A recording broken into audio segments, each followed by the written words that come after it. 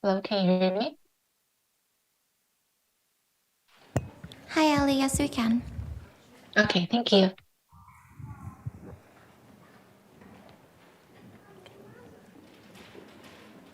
Recording in progress.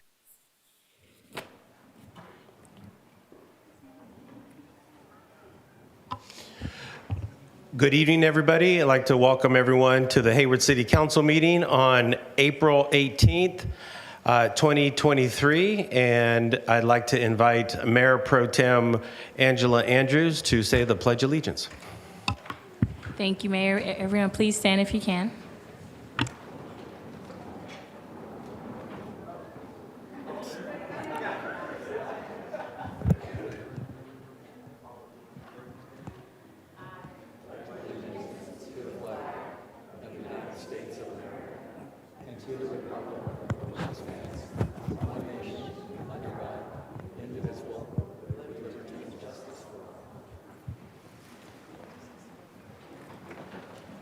We're creatures of habit. I followed Councilmember Syrup, and I was like, what am I looking at? Okay.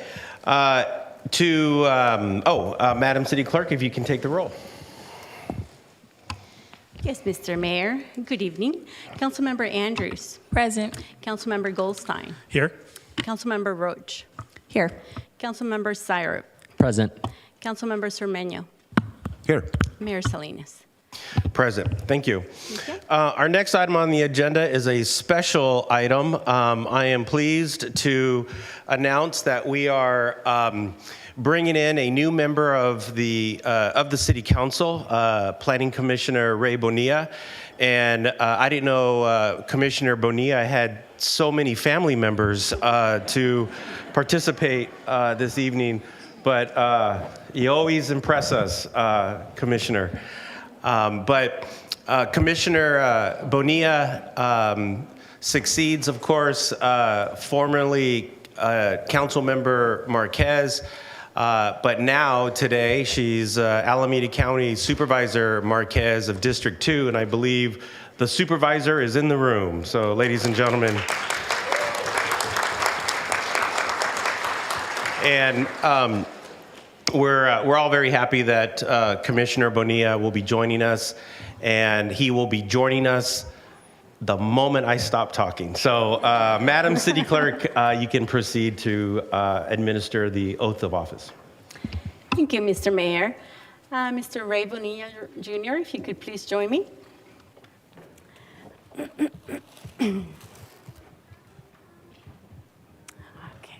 so I'm going to give you. All right. If you like, would you like to be here? And then turn on. All right. Okay. Testing, 1, 2, 3. Very good. All right. Mr. Ray Bonilla Jr., please raise your hand. And please state your full name. I, Ray Bonilla Jr., now please repeat after me. Do solemnly swear or affirm that I will support and defend the Constitution of the United States and the Constitution of the State of California against all enemies, foreign and domestic. do solemnly swear that I will support and defend the Constitution of the United States and the Constitution of the State of California against all enemies, foreign and domestic. That I will bear true faith and allegiance to the Constitution of the United States and the Constitution of the State of California. And that I will bear true faith and allegiance to the Constitution of the United States and to the Constitution of the State of California. That I take this obligation freely without any mental reservation or purpose of evasion. That I take this obligation freely without any mental reservation or purpose of evasion. And that I will well and faithfully discharge the duties upon which I'm about to enter. And I will well and faithfully discharge the duties upon which I'm about to enter. Very good. Congratulations. Thank you so much. Councilmember. Thank you. And if I could please have you.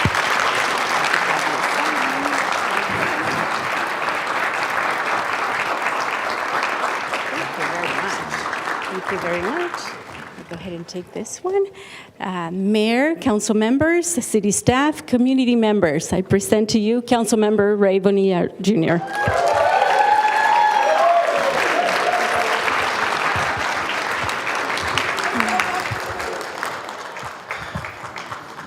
As Councilmember Bonilla makes his way up here, I just wanted to say congratulations. That makes two of us up here that were born at St. Rose Hospital, and so that's nice. And I think that makes three of us up here that were born in Hayward, raised in Hayward, grown in Hayward, and so it's always nice to see Councilmember Bonilla join us. So. Mayor, maybe if let's take a few pictures. If new council member would like to take a few photos, that might be we can maybe with the flags in the background too. Yeah. Why don't you guys we'll go with the flag? Are you sure? Okay. Okay. So, Madam City Clerk, let's take a 3-minute break, and then, or should we take a You want to take a? Yeah, let's take a 3-minute break. Let's take some pictures, and then we'll come up. Yeah. Thank you. Go ahead and pause.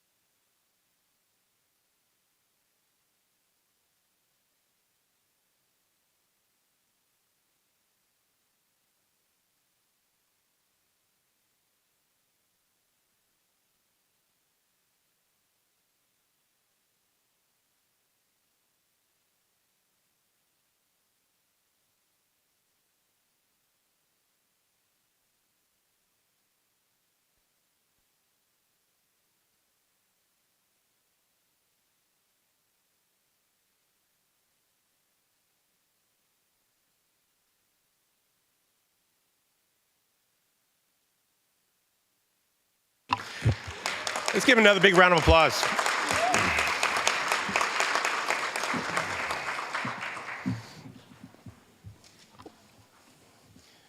Okay. All right. Welcome to the day. And you even got a bag of swag or something. Oh, it's his lunch, apparently. It's his lunch. The new guy brings lunch. Okay. Welcome aboard. Okay, so we will move on to another special presentation. Thank you, Mayor Pro Tem, for bringing that up. I should have thought about that. Councilmember Bonilla, would you like to make some comments? Sure. Yes. Thank you, Mayor. Thank you, everyone. I'm very excited to be serving Hayward, a community I've called home my entire life. I've had the pleasure of serving Hayward for 20 years, and it's certainly an honor to join this dais amongst some very esteemed community and public servants. It's my commitment to work hard for everyone in this city, and I just wanted to also thank everyone who helped me get here today. I had a lot of coaching from mentors that are in the audience today, a lot of support from unions and from the community, from the chamber and from my colleagues. I have a lot to learn, but I'm committed to learning and working hard in service to this wonderful community. So thank you very much, and I'm excited to be here. It's certainly an honor and a privilege, as you say, Mayor. So thank you, and I look forward to serving all of you.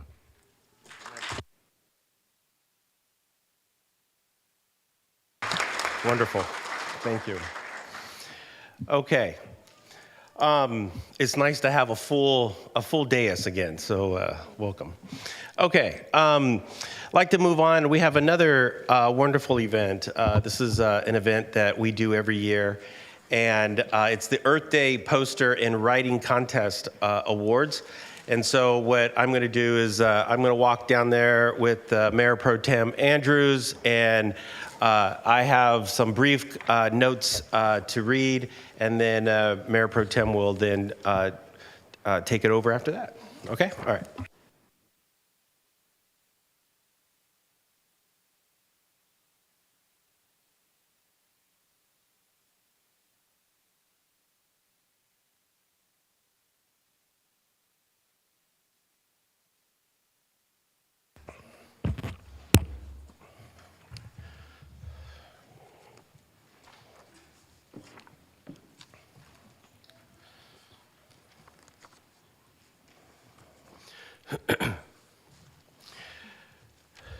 Okay. Good evening, everybody. Is this slide one? Oh, perfect. Good evening, everyone. The next item on this evening's agenda is the City of Hayward's annual Student Earth Day poster and writing contest awards presentation. I'd like to offer a warm welcome to all the winners and their families who are here tonight and those who are participating virtually. I would also like to welcome the teachers and thank them for all of their support of this contest. And, and I can only imagine to get all of these students together and to, organize all of this. I know teachers work incredibly hard to get this done. This year's posters and essays and poems submitted to the city shows students' creativity and enthusiasm about Earth Day, which we look forward to celebrating this Saturday, April 22nd. The Earth Day poster and writing contest is a significant part of the city's Earth Day campaign, and this year is our 40th year celebrating Earth Day. This year, the city will be hosting its annual citywide cleanup on Saturday, April 22nd at Weeks Park. We invite residents to come together and collect litter in various neighborhoods throughout the city and then stay and have lunch provided by Tacos Uruapan in South Hayward and visit the community fair, which will feature sustainability organizations with family-friendly activities. To register for Saturday's event, please visit our website, and the website, I believe, is if you collect the QR code, you can go right to the website, and all the information is there. This year, we had 616 entries from 30 Hayward schools. That's 616 students. That's a lot of students to organize, I'm just saying, right? I want to thank all of the students for their participation and Hayward's teachers for encouraging their students to use the imagination and engage your students about the importance of the environment, conservation, and helping to make our community greener and more sustainable. I would like to thank our staff from the Environmental Services who make this event possible each year, including Nicole Grucke, Sierra Cannon, Haley Meyer, Eric Pearson, and Linda Coe. Finally, I want to thank our judges from the Hayward Arts Council who evaluated and selected all of the winners. Eleanor Chung, Crystal Johnson, Jennifer Coney, Bruce Roberts, Kathy Roberts, Rui Syrup, and Winnie Wallace. Now, I'd like to turn this presentation over to my colleague, Mayor Pro Tem Andrews, and she is one of the members on the council who is on the Sustainability Committee, along with Councilmember Roche. Mayor Pro Tem, it's all yours. Thank you, Mayor. As the mayor mentioned, this is our 40th annual Earth Day campaign. Each year, Hayward residents demonstrate their strong commitment to maintaining a clean and green community. We can each do our part every day by picking up litter or just using a trash can, people. We can do that, right? When we see it, not wasting water, turning off the lights when we are in the room, and many other small actions that add up. This year's annual Earth Day poster and writing contest includes entries on water and energy conservation, renewable energy, recycling, composting, a litter-free environment, and environmental justice. The contest is an important part of our celebration of Earth Day and our Cleanup Days campaign because it gives students and teachers an opportunity to describe through words and convey through images their commitment to a more sustainable environment. And now, it is my pleasure to announce the winners of this year's Earth Day poster and writing contest.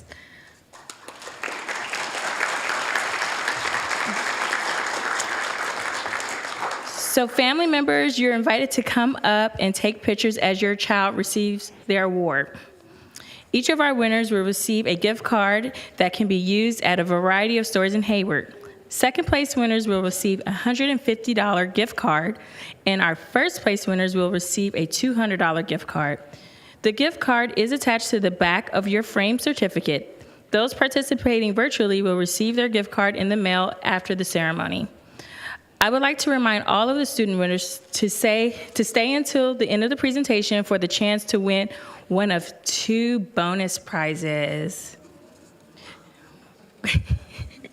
We will present the awards starting with the youngest students and ending with the high school students. So for the kindergarten through first grade writing category, the first place winner is Hasina Sharifi from Treeview Elementary School. There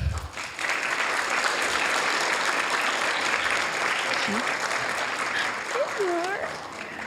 Right there, go to the mirror. I can take this.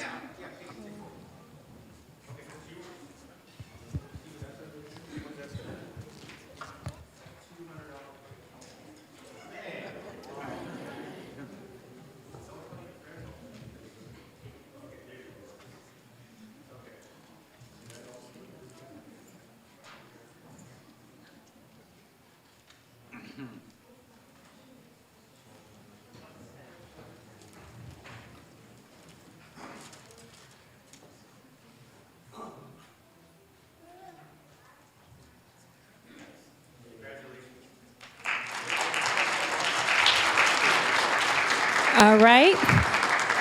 For the kindergarten through first grade poster category, the second place winner is Juncy Jesse Hugh from Lauren Eden School.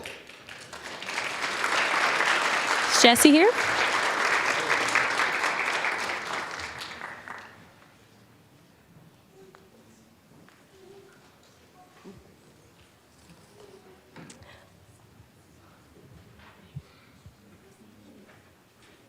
Is this you right here? Nice.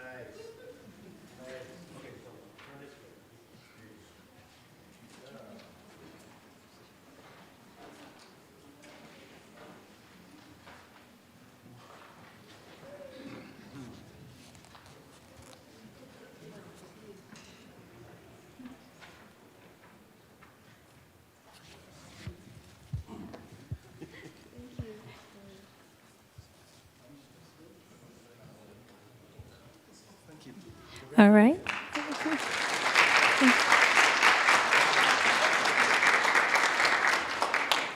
And the first place winner is Eli Chu from Yuming Art Studio.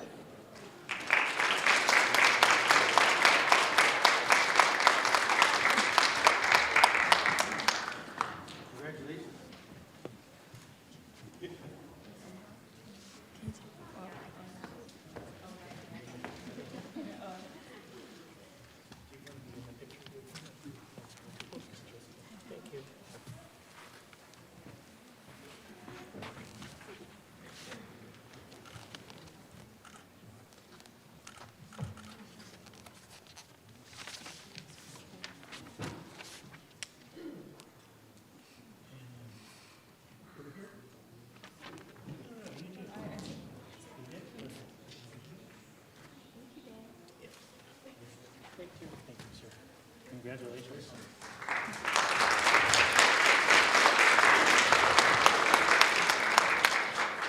For the second and third grade writing category, the second place winner is Camila Garcia Rujo from Cherryland Elementary School.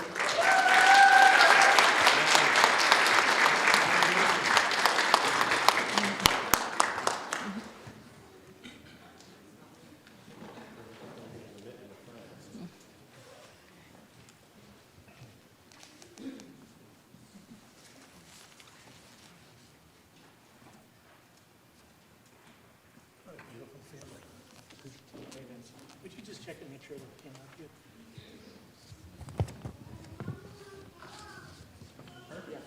Perfect.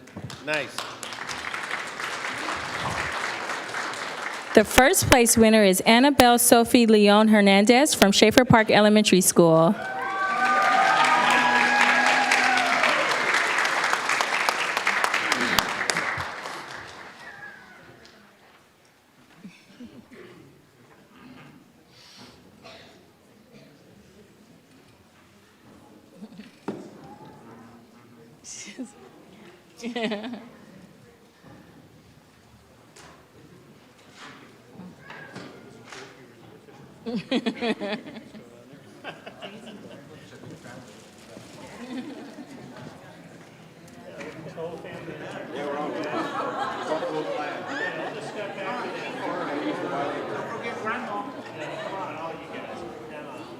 a beautiful family. Want to take your mask off? You can leave it on if you want. That's great. Look at it. All right. All you guys take a look over here and one more time.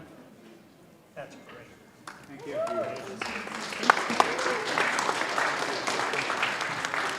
Annabelle had more people than my wedding. Phew. All right. For the second through third grade poster category, the second place winner is Jimmy Sue from Ming Art Studio.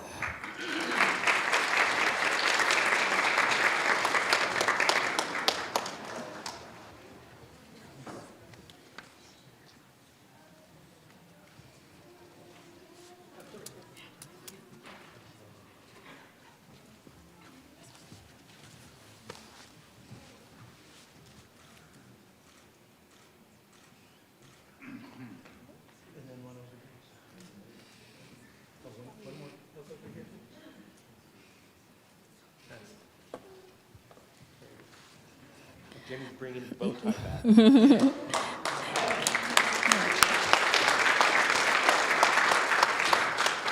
The first place winner is Caleb Wong from Ming Art Studio.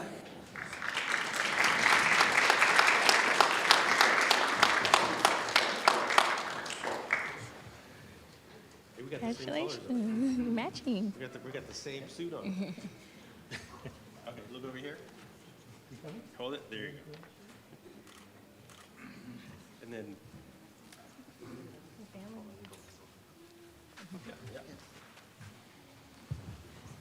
No, you don't. You sit right here in front. Yeah. There you go.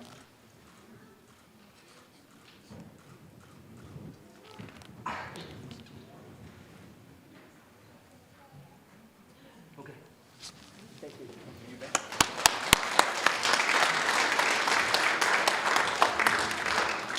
For the fourth through fifth grade writing category, the second place winner is Melanie Ortega from Cherryland Elementary School.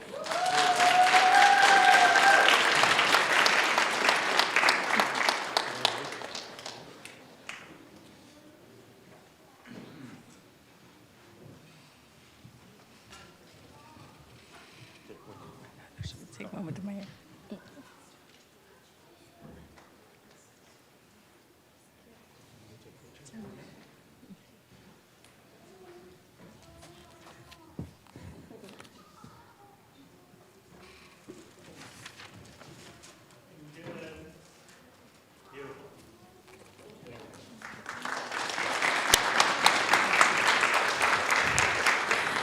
And the first place winner is Isabella Mejia Aguilar from East Avenue Elementary School.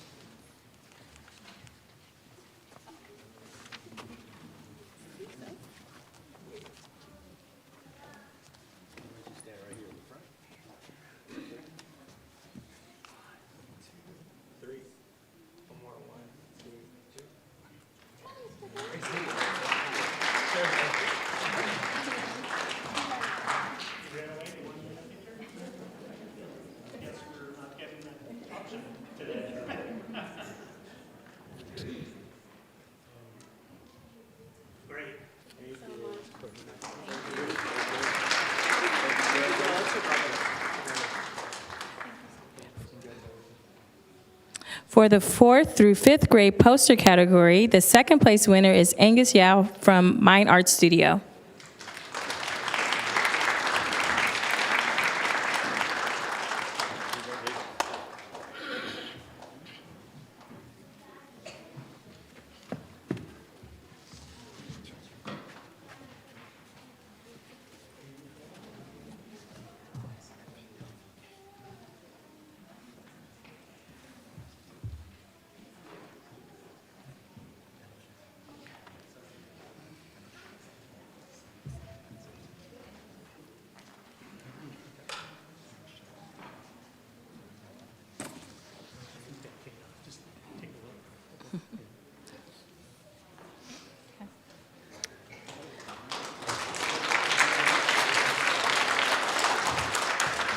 The first place winner is Daniel Rios Cruz from East Avenue Elementary School.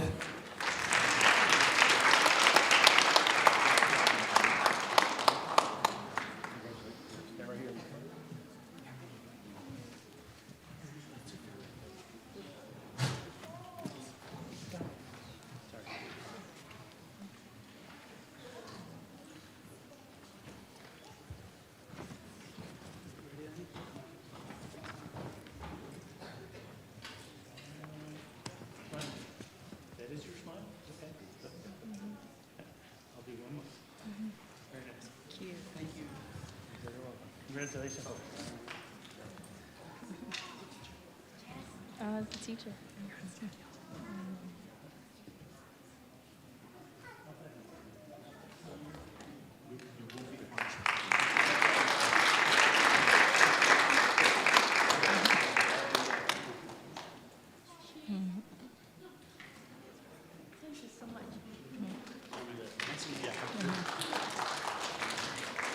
For the 6th through 8th grade writing category, the second place winner is Caroline Ho from Bret Hart Middle School.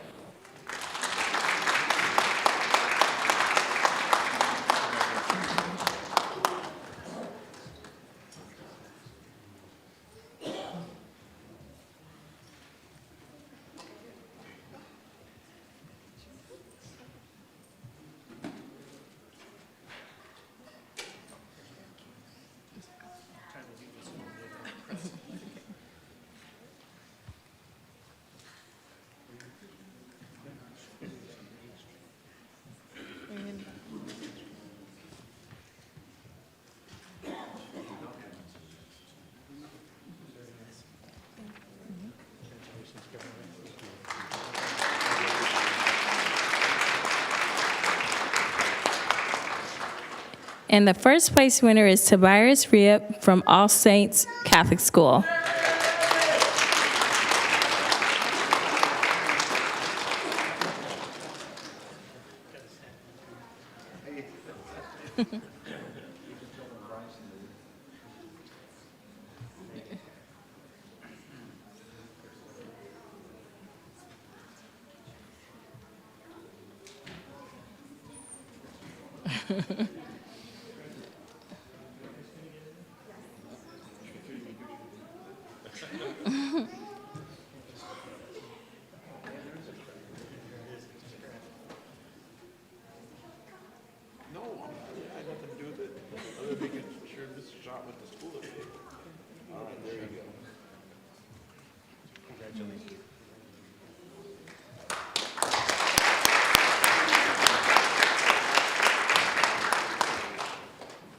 For the 6th through 8th grade poster category, the second place winner is Leela Aviado from All Saints Catholic School.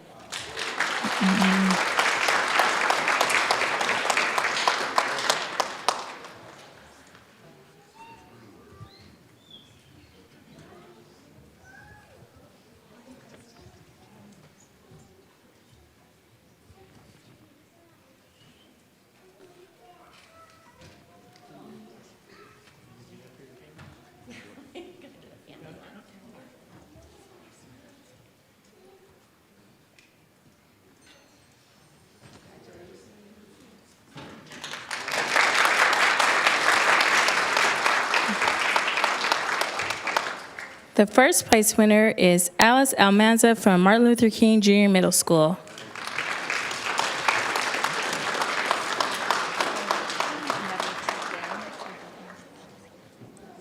just announce her. Okay.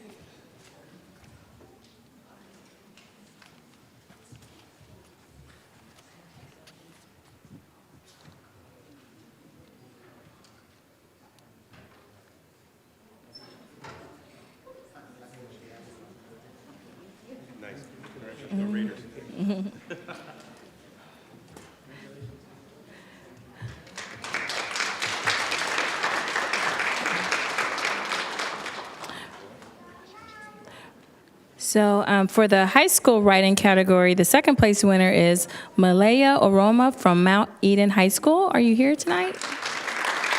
Okay. And the first place winner is Oscar Gonzalez from Hayward High School. Go Farmers.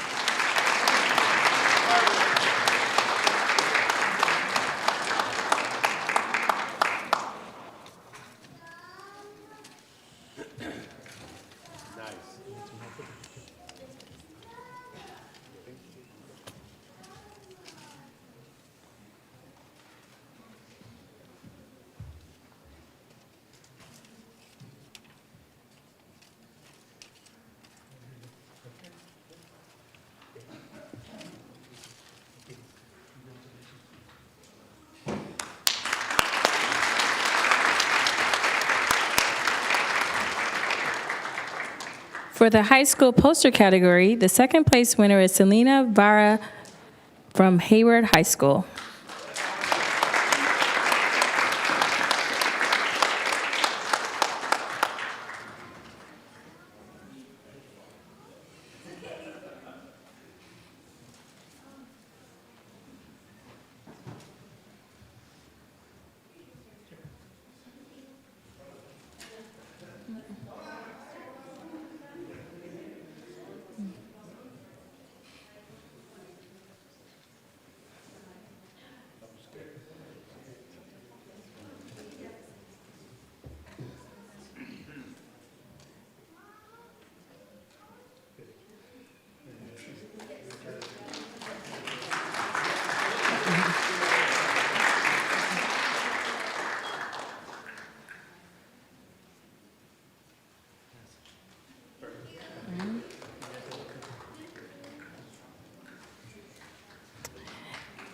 Okay. And the first place winner is Elijah Velasco from Mount Eden High School.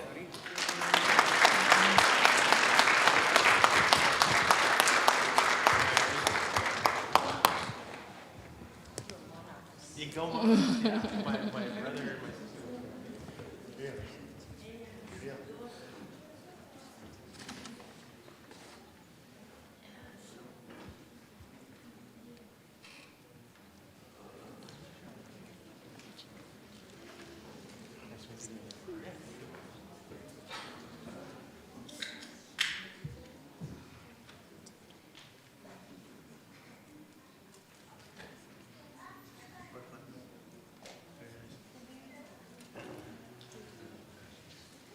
Congratulations.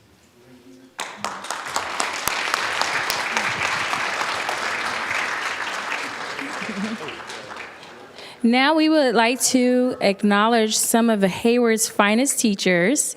And congratulations to all the students again. Thank you.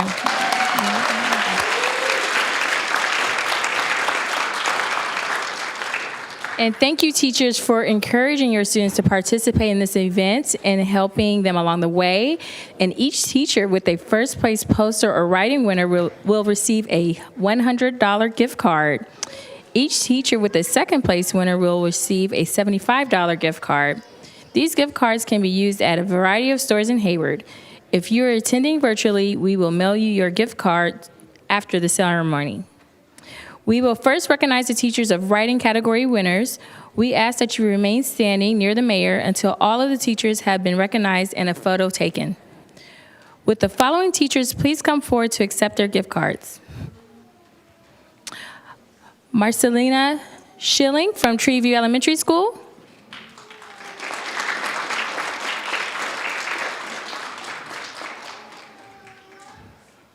Miss Crystal Salas from Schaefer Park Elementary School. Miss Lindahl from Cherryland Elementary School.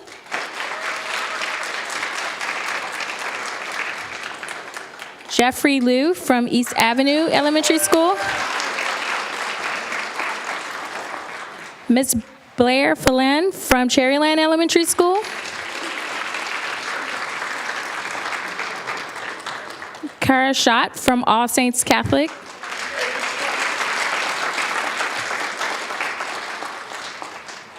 Jennifer Smith from Bret Hart Middle School.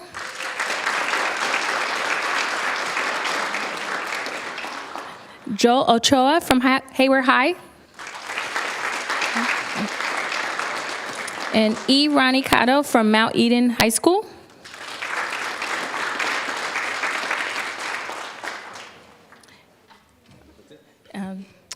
Yeah. Taking pictures? Yeah. Okay.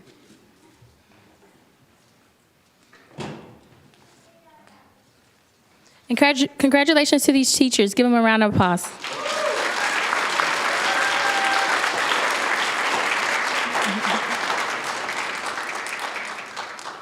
Okay. We will now recognize the teachers of the poster winners contest. Will the following teachers please come forward to accept their gift card? Again, we ask that you remain standing near the mayor until all the teachers have been recognized and a photo taken. Yu Chun Pan from Yuming Art Studio.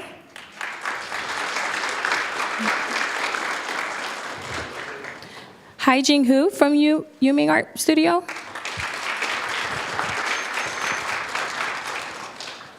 Lisa Musselman from Lauren Eden Elementary School. Jeffrey Liu from East Avenue Elementary School.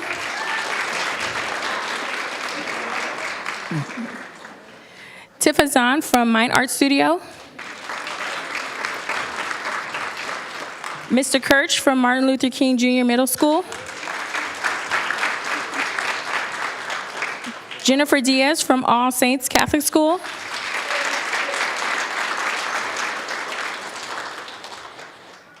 The Carrie King from Mount Eden High School. I just want to give a special shout out to Carrie King. Carrie does a lot of story time hours at our library where everyone is welcome. So I just want to give a big shout out to Carrie King.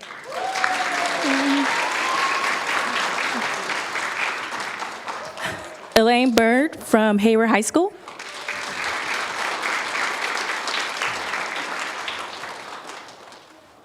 And congratulations to all our teachers for their hard work and dedication.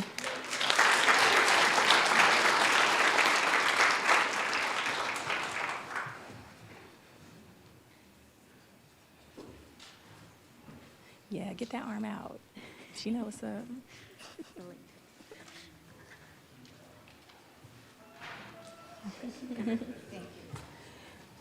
We will now draw the names of students for this year's 2 bonus prizes for $200 each.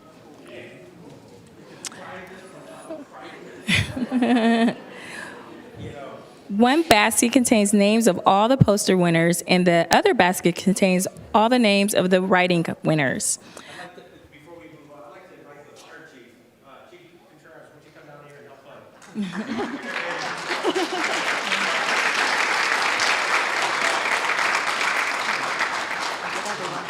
Not every day we get to see the fire chief, you know. What do I do? We just gotta Pick one name. pick one name. So we now ask our chief to draw one name from each basket.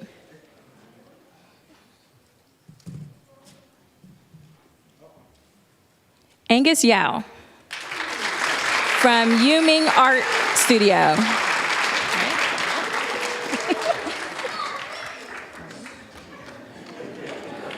He didn't even want to. There you go. Oh, here we go. And now this is a winner from the writing contest. Let's see if the brother wins. Hassini Sharifi.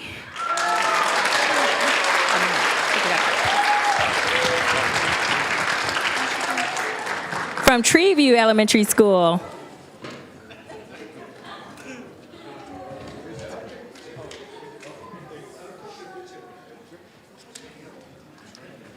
It's up to you now. Okay, yeah. Okay, Yeah. so, If you want some. It says you have the right to the dance. okay. Okay, that's it.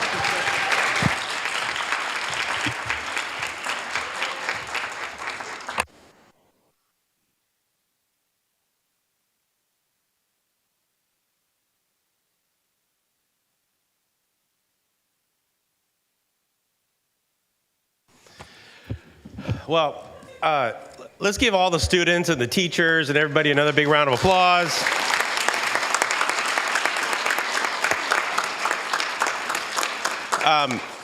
Just wanted to remind everybody there's, a lot of great activities going on this weekend. It's going to be Earth Day, Earth Week. Of course, here in Hayward, we don't only celebrate Earth Day, but Earth Week. But every day is Earth Day. Every week is Earth Week here in Hayward. But I would really encourage everyone to go out to Weeks Park this Saturday. And we're going to have a neighborhood restoration activity. We're going to go out into the neighborhoods and we'll clean them, and we'll be doing a lot of other stuff in the neighborhood. But most importantly, at the end, there's going to be there'll be food, and there'll be organizations out there passing out swag and passing out a bunch of stuff. So it'll be a really neat opportunity to kick off the weekend, and it'll be a lot of fun. We won't be out there because we have our retreat. The council won't be out there because we're going to have our retreat that day. But I'm gonna nonetheless, try to stop by, Mayor. We're gonna try to stop by. Oh, okay, we'll try to stop. That's right, because the retreat starts at 9, and this starts at 8, right, or 8:30. Okay, so we'll stop by. But anyways, thank you everybody for participating. Thank you to all the parents. Thank you to all the kids, and make sure, as Councilmember Zermenio would say, make sure you spend your money in Hayward. All right, congratulations, everyone. Have a good night.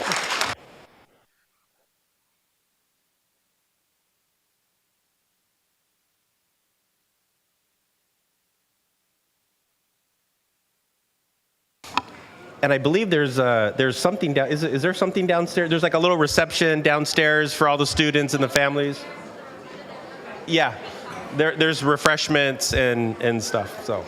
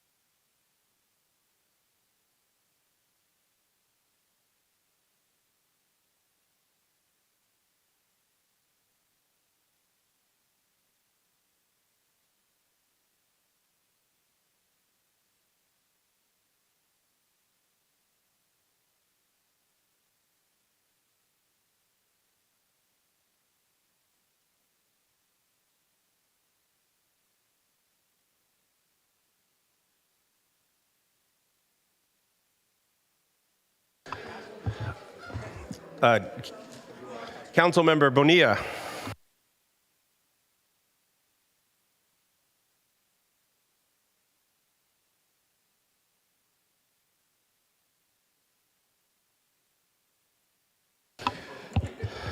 Okay.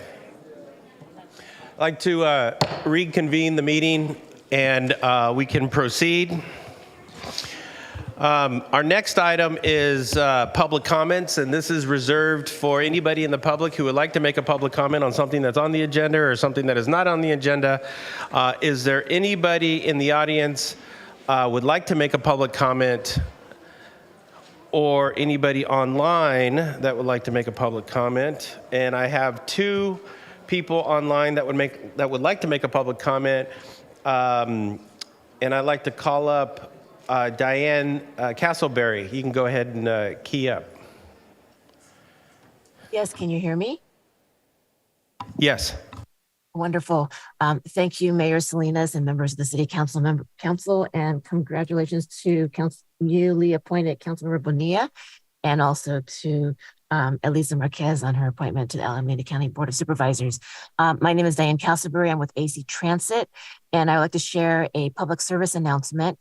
AC Transit is launching a project to review and update where, when, and how buses move throughout our entire service area, which includes the city of Hayward. We are launching a top to bottom analysis of our system because travel patterns have changed in the wake of the pandemic, and we are also facing significant budget challenges. Therefore, we are gathering data and community input in the coming months to plan a new bus service network with the goal of better serving our riders. Yesterday, we launched our website, actransit.org/realign, that's REALIGN, to help keep our riders and community informed as we move through the planning process. We are asking people to take our survey, which is also found on actransit.org/realign, and to help reach out to your constituents and community to encourage them to take the survey. I will be sending out later this evening our e-news that will have all those details, as well as all the social media handles with information to link you to our website to keep people informed.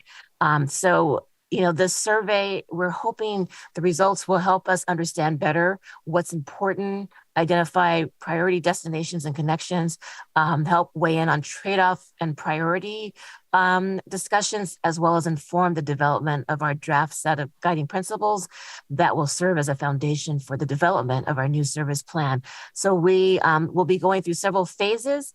In the fall will be kind of our biggest one, culminating all the input that we received, and then reviewing a couple of different scenarios. And then we plan to take it back to the board in the spring of 2024 and implement in August 2024. So once again, we're asking you to please take our survey, encourage others to do the same, actransit.org/realign. And I will be sending you out our e-news, so you'll have all that information in front of you easily. So anyways, thank you so much for your time, and have a good evening.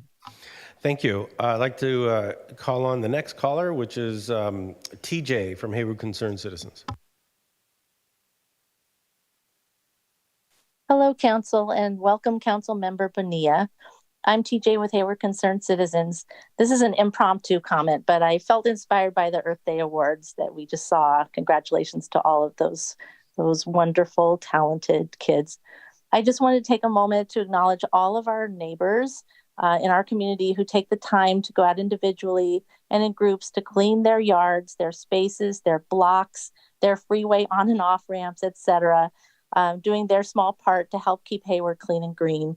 I want to recognize Councilmember Zermeño for always inspiring and inviting those of us on social media to do our part to help clean our streets. A big shout out to all of those who have adopted blocks and dedicate themselves to their upkeep, including our own HCC group. We have a couple. And appreciations to Councilmember Andrews and our Keep Hayward Clean and Green Task Force for their cleanup sponsored events.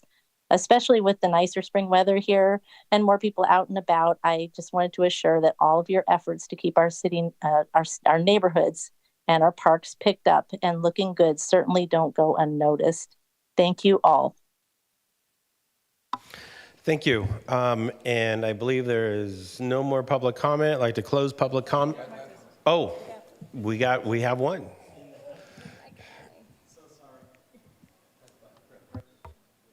And after you make your public comment, make sure you fill out a card, or if you already have, fill out a card and give it to the city clerk. I tried to do it online, be a little techie, but I don't think it worked that well. Oh, okay. Sorry I about apologize. that. Go ahead. But from the office of Senator Aisha Wahab, my name is Maddie Fakfagash. I am one of her district representatives.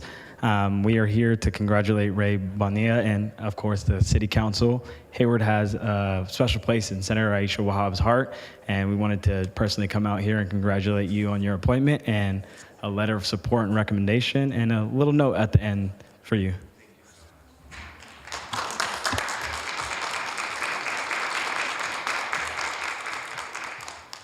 Thank you, City Council. Thank you. Appreciate it.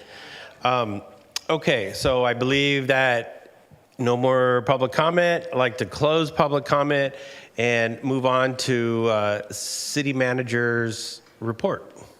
Thank you, Mayor. I have a few announcements to make. I wanted to acknowledge that it is Volunteer Recognition Month, as well as all of the other amazing things that happen in April. And we do have our Volunteer Awards and Recognition event this Thursday evening, April 20th at 6 p.m. The Hearts of Hayward. As you recall, this used to be done in October as part of under the big white tent, sponsored and hosted by St. Rose Hospital. Given COVID and changes to St. Rose's hosting of that event, we decided to reconfigure the Hearts of Hayward, and so we'll be hosting the ceremony here Thursday. Unfortunately, the event is sold out, so members of the public cannot no longer attend or buy tickets, but we will be streaming it on YouTube. And so that is an opportunity for everyone to participate in that and to watch it via a live stream on the city's YouTube channel at 6 p.m. on Thursday. And a special thanks to all the city staff who've been involved in working on this. Office of our new Alameda County District 2 Supervisor, Elisa Marquez, and Richard Valle before her, and the Hearts of Hayward Event Committee. And it's a way that we recognize all of our local government and nonprofit organizations and community volunteers each year. So excited to have that event happen. And then, as we heard the mayor mention earlier, we'll have our annual citywide cleanup day and Earth Day fair this Saturday at Weeks Park. And Saturday the 22nd is also Earth Day. So volunteers will receive a free lunch if they sign up by this Thursday. And we will gladly accept additional volunteers on Saturday morning, but we cannot guarantee lunch. So if you want lunch, sign up.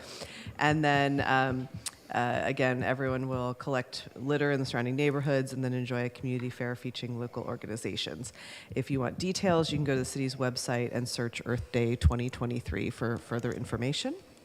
And lastly, wanted to pass along a message from our library and other community organizers to join us at the second annual Lit Hop, which will be held also this Saturday, the 22nd of April. Festivities will start off with a performance by the East Bay Symphonic Band at 2 p.m. at Heritage Plaza across from the downtown library, followed by Earth Day themed poetry by Hayward's own poet laureate Bruce Roberts and youth poet laureate Germani Latchison. You can also visit one of the various tables where you can write your own blackout poetry, help reach the 100,000 tree planting goal, or learn about biking in Hayward. Literary hop events featuring various local writers and groups include the Afro-Surreal Writers Workshop of Oakland, Horror Writers Association, the Bay Area Queer Writers, and Mystery Writers of America at various locations in downtown Hayward. You can then wrap up the evening with the after party starting at 7 p.m. at the Sun Gallery, and we hope you can join us for that. For details, please go to haywardlithop.com. So those are my announcements this evening. Thank you. Did I hear you say after party at the Sun Gallery? Okay, I just wanted to. Councilmember Syrup, did you know about that? I'm listening. Okay. Thank you. I'd like to close city manager's comments, move on to action items or consent calendar, and I'll entertain a motion. I'll move to approve. I'll second. Moved by Councilmember Goldstein, seconded by Councilmember Roche. And if there are no questions, oh, Yes, go right ahead. I was just going to comment on item number 3, consent item 23190, and the vehicle abatement program. I'm glad this is getting extended. We do get a lot of emails about abandoned vehicles, so thank you all to public safety who work on getting those removed safely. So thanks. Thank you. Madam City Clerk, take the roll. Yes, Mr. Mayor. And just for the record, no public comment for those items, correct? Absolutely. Thank you. Very good. Thank you. Councilmember Andrews. Aye. Councilmember Bonilla. Aye. Councilmember Goldstein. Aye. Councilmember Roach. Aye. Councilmember Syrob. Yes. Councilmember Cermeño. Jake. Mayor Salinas. Yes. Thank you. And it unanimously passes. Move on to the work session. So we have 2 items on our work session.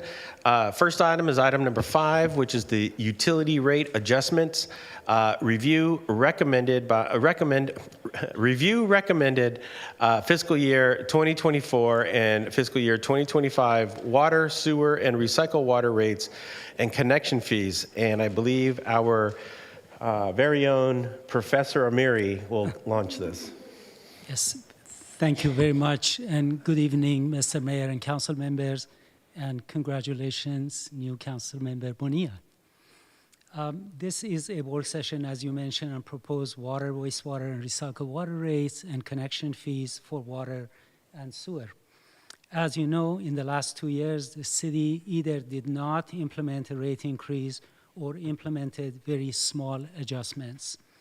This year, either due to external factors or the need for system improvements, we will be proposing rate and connection fee adjustments and increases. Ellie Lowe, Senior Management Analyst, is here online to start the presentation. She will be assisted by Nancy Fan, a Senior Associate with Raftelis, to cover the connection fees. Ellie? Good evening. Can you see my screen? Just double checking. Yes. Okay, perfect. So as Alex has mentioned, we're going to cover utility rates and connection fees. Water rate has 2 components. One is the service fee, which is fixed, and the second part is water usage charge, which changes based on the amount of water used. There are 3 main factors, three main financial drivers affecting water rates. First is purchasing San Francisco PUC water.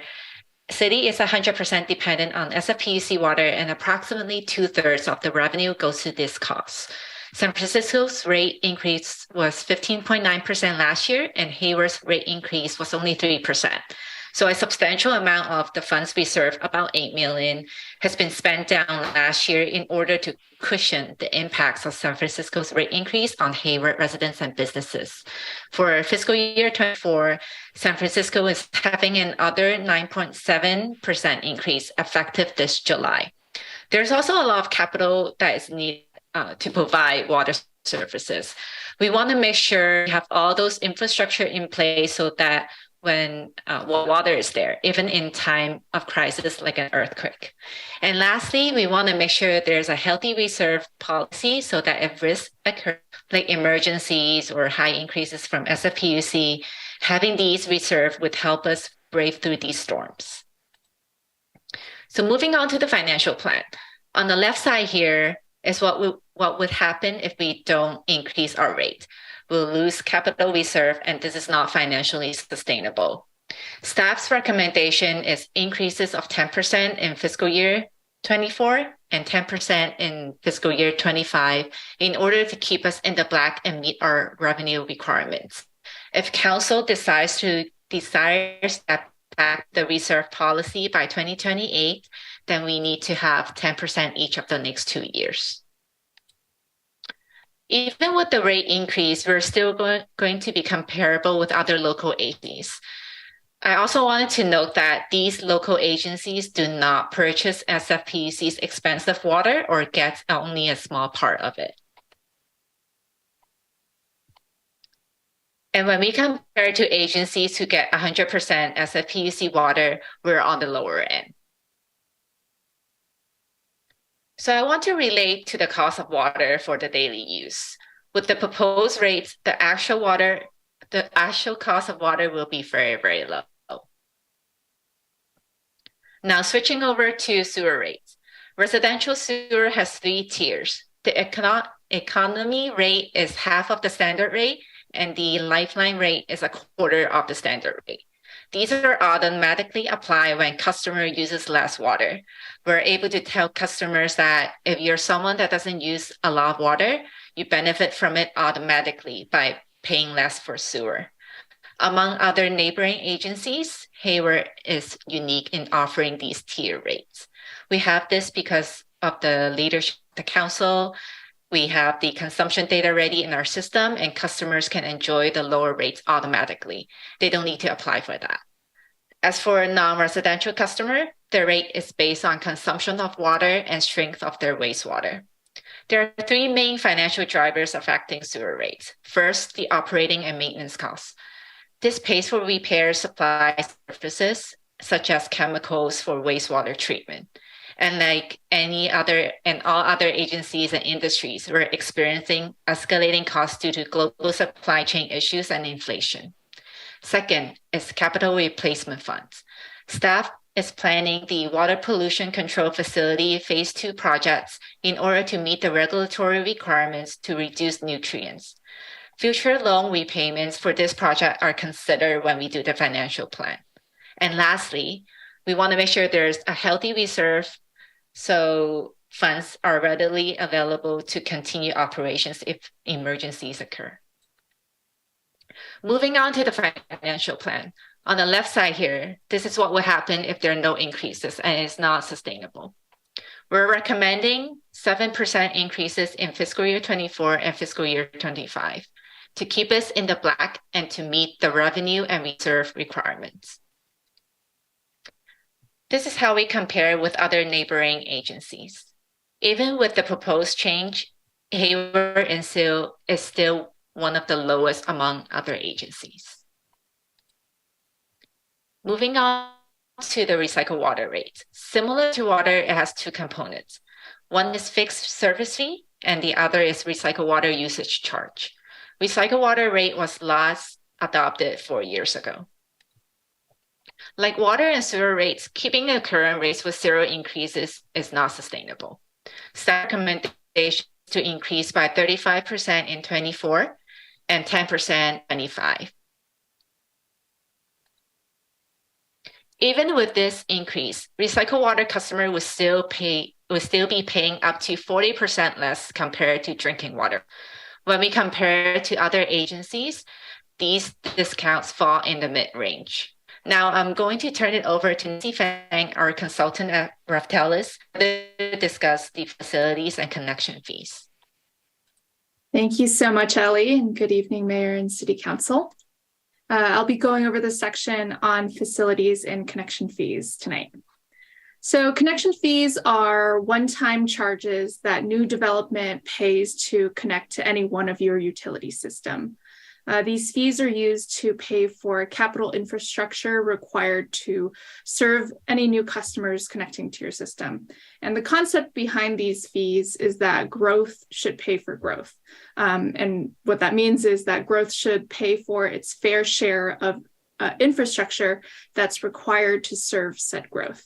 So charging a connection fee creates more equity between your current customers who have already invested in your system via rates and your future customers. Next slide, please. There are 4 industry accepted methodologies typically used to calculate connection fees, and those include the equity buy-in, capacity buy-in, incremental cost, and hybrid methods. The method selected depends primarily on whether there is additional capacity in your system to serve these new customers, or if new capacity must be added in order to serve them. So for the water and sewer systems, which are both pretty much more established, we are using the hybrid method. So that means that there is some capacity left over in your current system, but also some capacity still needs to be added to accommodate growth. And then for the recycled water system, which is relatively new, we're using the capacity buy-in method to help recoup the existing investment in your recycled water infrastructure. Next slide, please. The hybrid method is called that because it combines components from both the buy-in and the incremental cost methods.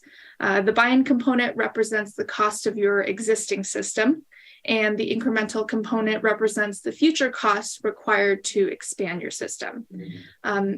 For some additional context, the city's connection fees haven't been updated in about 10 years for the water and sewer systems. Next slide, please. So the study involved calculating fees for all three systems, shown here as the percentage increase above the current fees. Staff recommends a lower percentage increase for each of the fees to minimize customer impacts and to allow for phasing in of fees over time. Next slide. Here's a comparison. Connection fees are typically pretty hard to compare between agencies since capital infrastructure needs are pretty unique to each of the communities that they serve. However, when we do compare the staff recommended connection fees to some other local agencies, the city is pretty much firmly in the middle.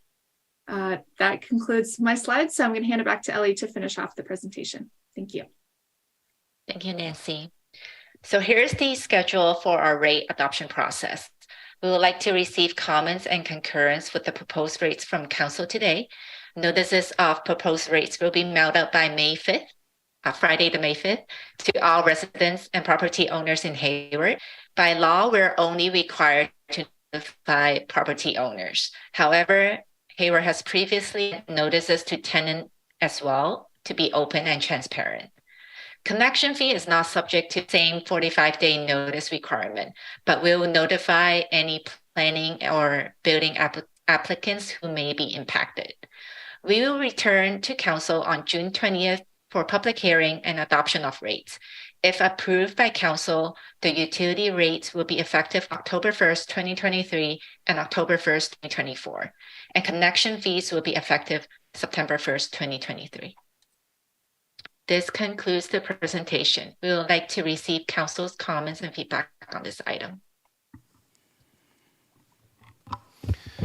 Thank you. This is a work session, so before I turn it over to the dais, I'd like to open up for public comment and see if there's anybody either in the chamber or online that would like to make a comment. I don't see anybody in the chamber, nor do I see anybody online that wants to make a comment. I'd like to close public comment and return back up here to the dais. And Councilmember Cermeño, go ahead. Thank you. And thank you for the report. Very good one. 3 quick questions. Let's see. Number one, do we still have a discount for folks in need when we're dealing with a 10% raise? Yes, we have a discount for the water usage and the sewer usage, yes, monthly usage. Okay, and when we do a study where when we come up with a percentage increase, do we contact some residents about how they feel about water usage, or what their thoughts are, the new metering system? Have we spoken with a few of them? Sure, we are going to send 60,000, close to 60,000 notices out, okay, and encourage them to comment and advise them that they can protest the rate increases by contacting us and letting us know how they feel about them. All right. Okay, gray water. How is the usage being increased? Has it increased in usage? I know we were growing as far as gray water usage. We haven't reached this potential yet, correct? Not even close. So we spend about $30 million and establish our phase 1 recycled water project. Mm-hmm. We have 31 customers, and we basically had to pay for their plumbing costs, right, encourage them to connect. The day that we started distributing recycled water, people started to come to us, businesses, and asking for when they are going to have the opportunity to get recycled water. So we are working on the expansion of our recycled water program. And as you know, now we are talking about not full cost, but incremental cost, because the storage is in place, the pumping is in place, some distribution pipeline, 8 miles, is in place. So we are going to do a master plan next year and then do phase 2 of the recycled water expansion. And that includes increasing the pipage and Correct. then also perhaps another truck, or is that in the works at all? We have one truck for gray water, correct? Well, yeah, for recycled water, basically we distribute it by pumping it through the pipeline. All right. Correct. And then on the connection fees, do we contact developers as to what they feel about these particular 4 plants? We absolutely do. We contact them. We contact the building association and also developers here in Hayward and the developers that do business in Hayward to make sure that they understand that this is coming. All right. So I imagine that some of our residents may yell because of the 10% increase, but so I encourage you, when you do a mailer, that you include that one slide where it says 16 cents for a 1 8-minute shower, and I can't remember the other figures, because that will kind of ease their mind. 10% is kind of high in my mind, but I think it's, so I do agree with them, but Council high, members, but I do agree with them. yeah, Council members Ormenio, just to put it in context, the 25.6% increase that San Francisco, put on Hayward, about 60% of the cost of our water system is purchasing San Francisco water. Okay. So about 19% or so of our cost increase is related to paying San Francisco for the purchase of water. Yeah, so it's not really our fault. And one of the percentage increases was 465% increase, and I go, what? But we're not doing that. No, we are not doing yeah, that. No. That's amazing. Thank you again. All right, Thank you, Mayor. Mayor Pro Tem Andrews. Thank you, Mayor. Just wanted to confirm if the notification, is it part of Prop 218, or is that a different proposition? Correct, Okay. Councilmember Andrews. It is part of the requirement of Prop 218, but Prop 218 doesn't require us to send a notice to tenants, but we will provide the notice to tenants as well as property owners. Okay, just wanted to highlight that.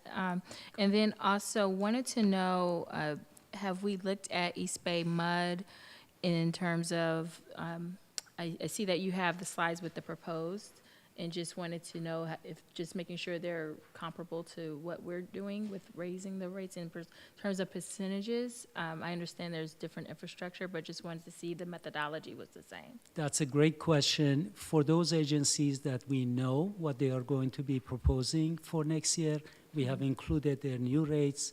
For those that we don't, we have included their existing rates. Okay, but the methodology of how they got that rate, you use the same? Hopefully they have done it as good as we have because we are in compliance with the law. Okay, got it.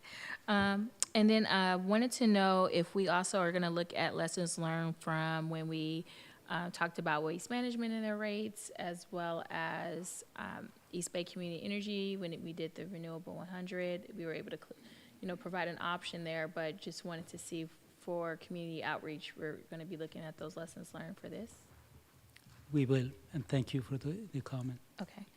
And then also I just wanted to encourage the public, there is a SFPUC tour that you can join, and you can learn more about where our water comes from. You can know more about our infrastructure, and if you do like Instagram photo opportunities, there are some great ones there if you want to go for that reason alone. But I do encourage you to understand all the work that goes into bringing water to your home. So again, you can go to FSPUC, and then you can also talk to them directly about why we're raising these rates, if we have to. Thanks. Councilmember Syrup. Thank you, Mayor, and thank you, staff, for the report. I was curious, what leeway do we have to negotiate with SF Water on this rate increase? Zero. Okay. We don't have any leeway. Got it. And sometimes we go to them and we ask them, if you're going to increase the rates one year 15.9%, next year 9.7, can we have an average increase so that it's not up and then down? They say no. They do that for their own customers, but not for the wholesale customers. City of Hayward is one of them. Got it. Thank you. One of the slides regarding connection fees, I was curious if you could explain the difference between what was calculated as the percentage increase and why there's a difference between what's being recommended as well. I believe it's one of the last few slides, if someone can pull it up. So, for instance, the huge increase that you saw was related to wastewater. As you may be aware, we are planning to spend a lot of money to improve our wastewater treatment plant in order to increase its capabilities and also meet new requirements of the law related to reducing the amount of nutrients that is in wastewater. This is not only for Hayward, but all the agencies that discharge into San Francisco Bay. That cost is in the hundreds of millions of dollars.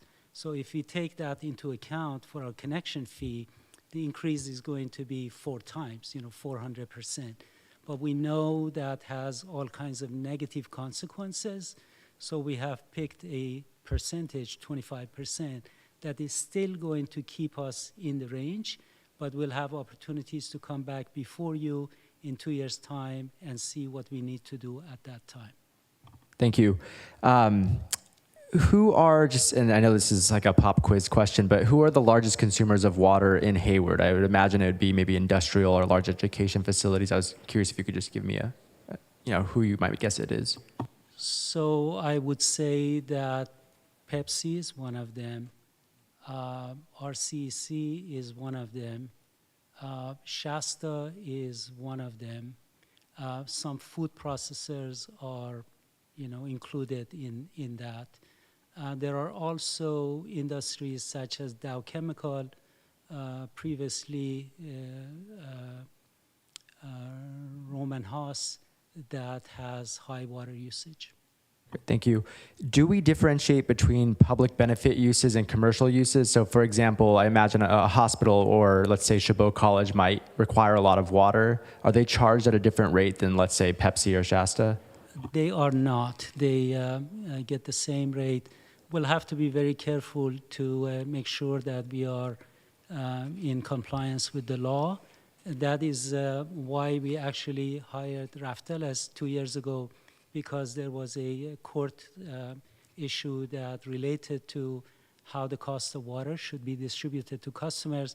We wanted to make sure that we are in compliance. We worked with the city attorney's office, and then we hired an expert in rates to help us with that, and they put the structure in place for us to follow. Great. And let's just say I make the suggestion that I'd like to see a differentiation between public benefit and commercial. Would that be outside of compliance? Correct. Okay. That's my understanding. Got it. And then in terms of the recycled water usage, how are we currently marketing recycled water?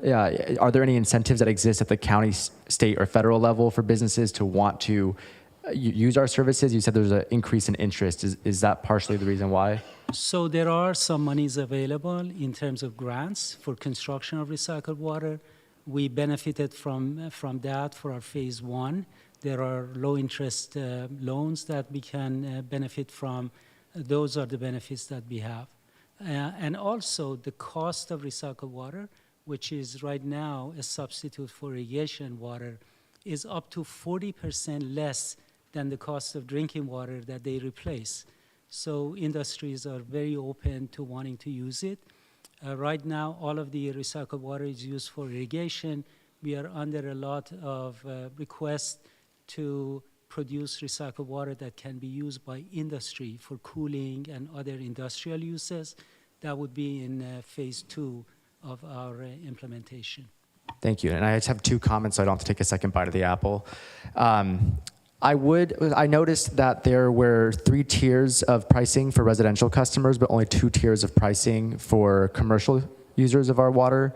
I would be interested in seeing a plan that has a third or maybe even a fourth tier for commercial users, given that they are the largest consumers of water. I think a flat rate, although it appears fair at first glance, is regressive if it's just applied across the board. And I'm interested in seeing a model that incorporates tiers for our largest water users. It doesn't make sense to me that residential has 3 tiers, but commercial only has 2. So that's something I'd like to see worked into this equation. And I think my second comment would just be, I'd be interested in seeing or learning more, and this might be part of the recycled water master plan, about how we are marketing our recycled water services to new customers. I see it as a really valuable enterprise product, and I'm curious if it can become a source of revenue generation once we build out this infrastructure. And so I'll just leave it at that. Thank you. Thank you. Thank you. Councilmember Roach. Thank you. Yeah, and thank you for the presentation. This was a big learning curve for me, understanding these rates, as a new council member. So thank you for that. I wanted us first, we're talking, it's going to look like a 20% raise over 2 years for the consumer. And I really loved the slide about the water costs, everyday activities. But can you give me a sense of, what is the average customer going to be hit with a 10% and then a 20% increase? If, I don't know, your average single family home or an apartment, or what's this going to look like for the consumer? So I'm going to have to rely on Ellie to correct me, Yes. but I think that the total cost to a customer for both water and sewer is in the neighborhood of $5 a month increase. Okay. Ellie, did I say that correct? So for water, it will be about $5 increase per month in the first year, and for sewer it will be about $2 or $3 per month in the first year. Okay, that's really helpful because the percentages sounded like a lot, and I understand that we have to cover our costs because we have this great pristine drinking water, and we all need to absorb that cost. So I understand that part of it. And then I was also wondering, I think there's some fees that we didn't increase over the last few years. So I was wondering, have we ever put in like a trigger, like if SFPUC increases it by this much, we sort of automatically are going to pass this cost on, so that it's not a decision every year. We're not sort of stalling increases, that we do this annually in some fashion, so we're not having to decide. Because, of course, to the consumer, it's going to, every year, here comes 10% and then another 10%. And then, in the long run, it seems unsustainable to do that. So, but if it's always triggered with the, we're paying this cost, so now we're passing it on. We can definitely look into that, but one of the things that we have done is to take a look at our reserves and consider the city council policy related to our reserves. And when it allows, we use some of the reserves to cushion some of the increases from SFPUC. I remember that a few years ago, SFPUC had a 39% increase one year, followed by a smaller increase the following year. There is no way that we can pass that on to our customers. But it seems there were some years where we didn't raise it at all. It seems like there should at least be some increase, because I agree with you and I appreciate that we do that, and I'm sure the community appreciates that. But it seems like there shouldn't be a case where we're not increasing it if we are observing. We can definitely look into that. Yeah, okay. Yes. Let's see, I think that was, and then I had questions about recycled water, but I think they were answered by my previous colleagues, so thank you. Thank you. Councilmember Goldstein. Thank you, Mayor. The 10% increase, is that going to be across all of the residential water usage tiers? So, in each tier, if you use X amount of water, there's a higher rate. And so would that 10% or whatever the increases are going to be apply for the base tier and then for the overusage tiers as well? Not precisely. We look at the amount of revenue that we need in a year, and that is going up by 10%. So the tiers may not have an exact 10% increase for each tier. Would they be higher or lower, do you imagine? It depends. I have to turn to Ellie to see if she has those percentages. Yeah, so for I think you're talking about the fixed meter charge versus the water usage charge. So for fixed meter, it's all across 10% for all customer class or for all these sizes. And then for the water usage fee, the commodity fee is still a 10% regardless of tier. But an average single family customer would see an average or a 10% average per bill. I see. Okay, all right. Thank you for that. In terms of who you're targeting to expand the recycled water distribution, I noticed that 8 Mile initial expansion looks like it's all in the industrial corridor. Is that correct? Correct. And then as you target for future expansion, is it based on demand, or are we also looking at where likely demand may be? For example, I have to imagine that the parks in the school district are big water users. Exactly. And they are part of the phase 1 customers, and they'll be considered for phase 2 as well. Very nice. And so going back to the parks in the school district, I was surprised when you gave that list of business customers that are top water users, and how do they compare to parks and schools? So schools individually do not use a lot of water, but collectively, when we look at all of the schools' campuses, they use a lot of water. Okay. I guess what I'm driving at is, would they actually be our biggest water users over our commercial customers, or no? I would say no commercial customer use more water. Wow, that is surprising. Mm-hmm. Okay, thank you. Thank you. That's an interesting question because, when I was in high school, I don't think there was one water fountain that worked at Hayward High. Yeah, but yeah, so, we've been doing our part for a long time there at Hayward High. Thank you, Councilmember Bonilla. Thank you. And thank you for the great report.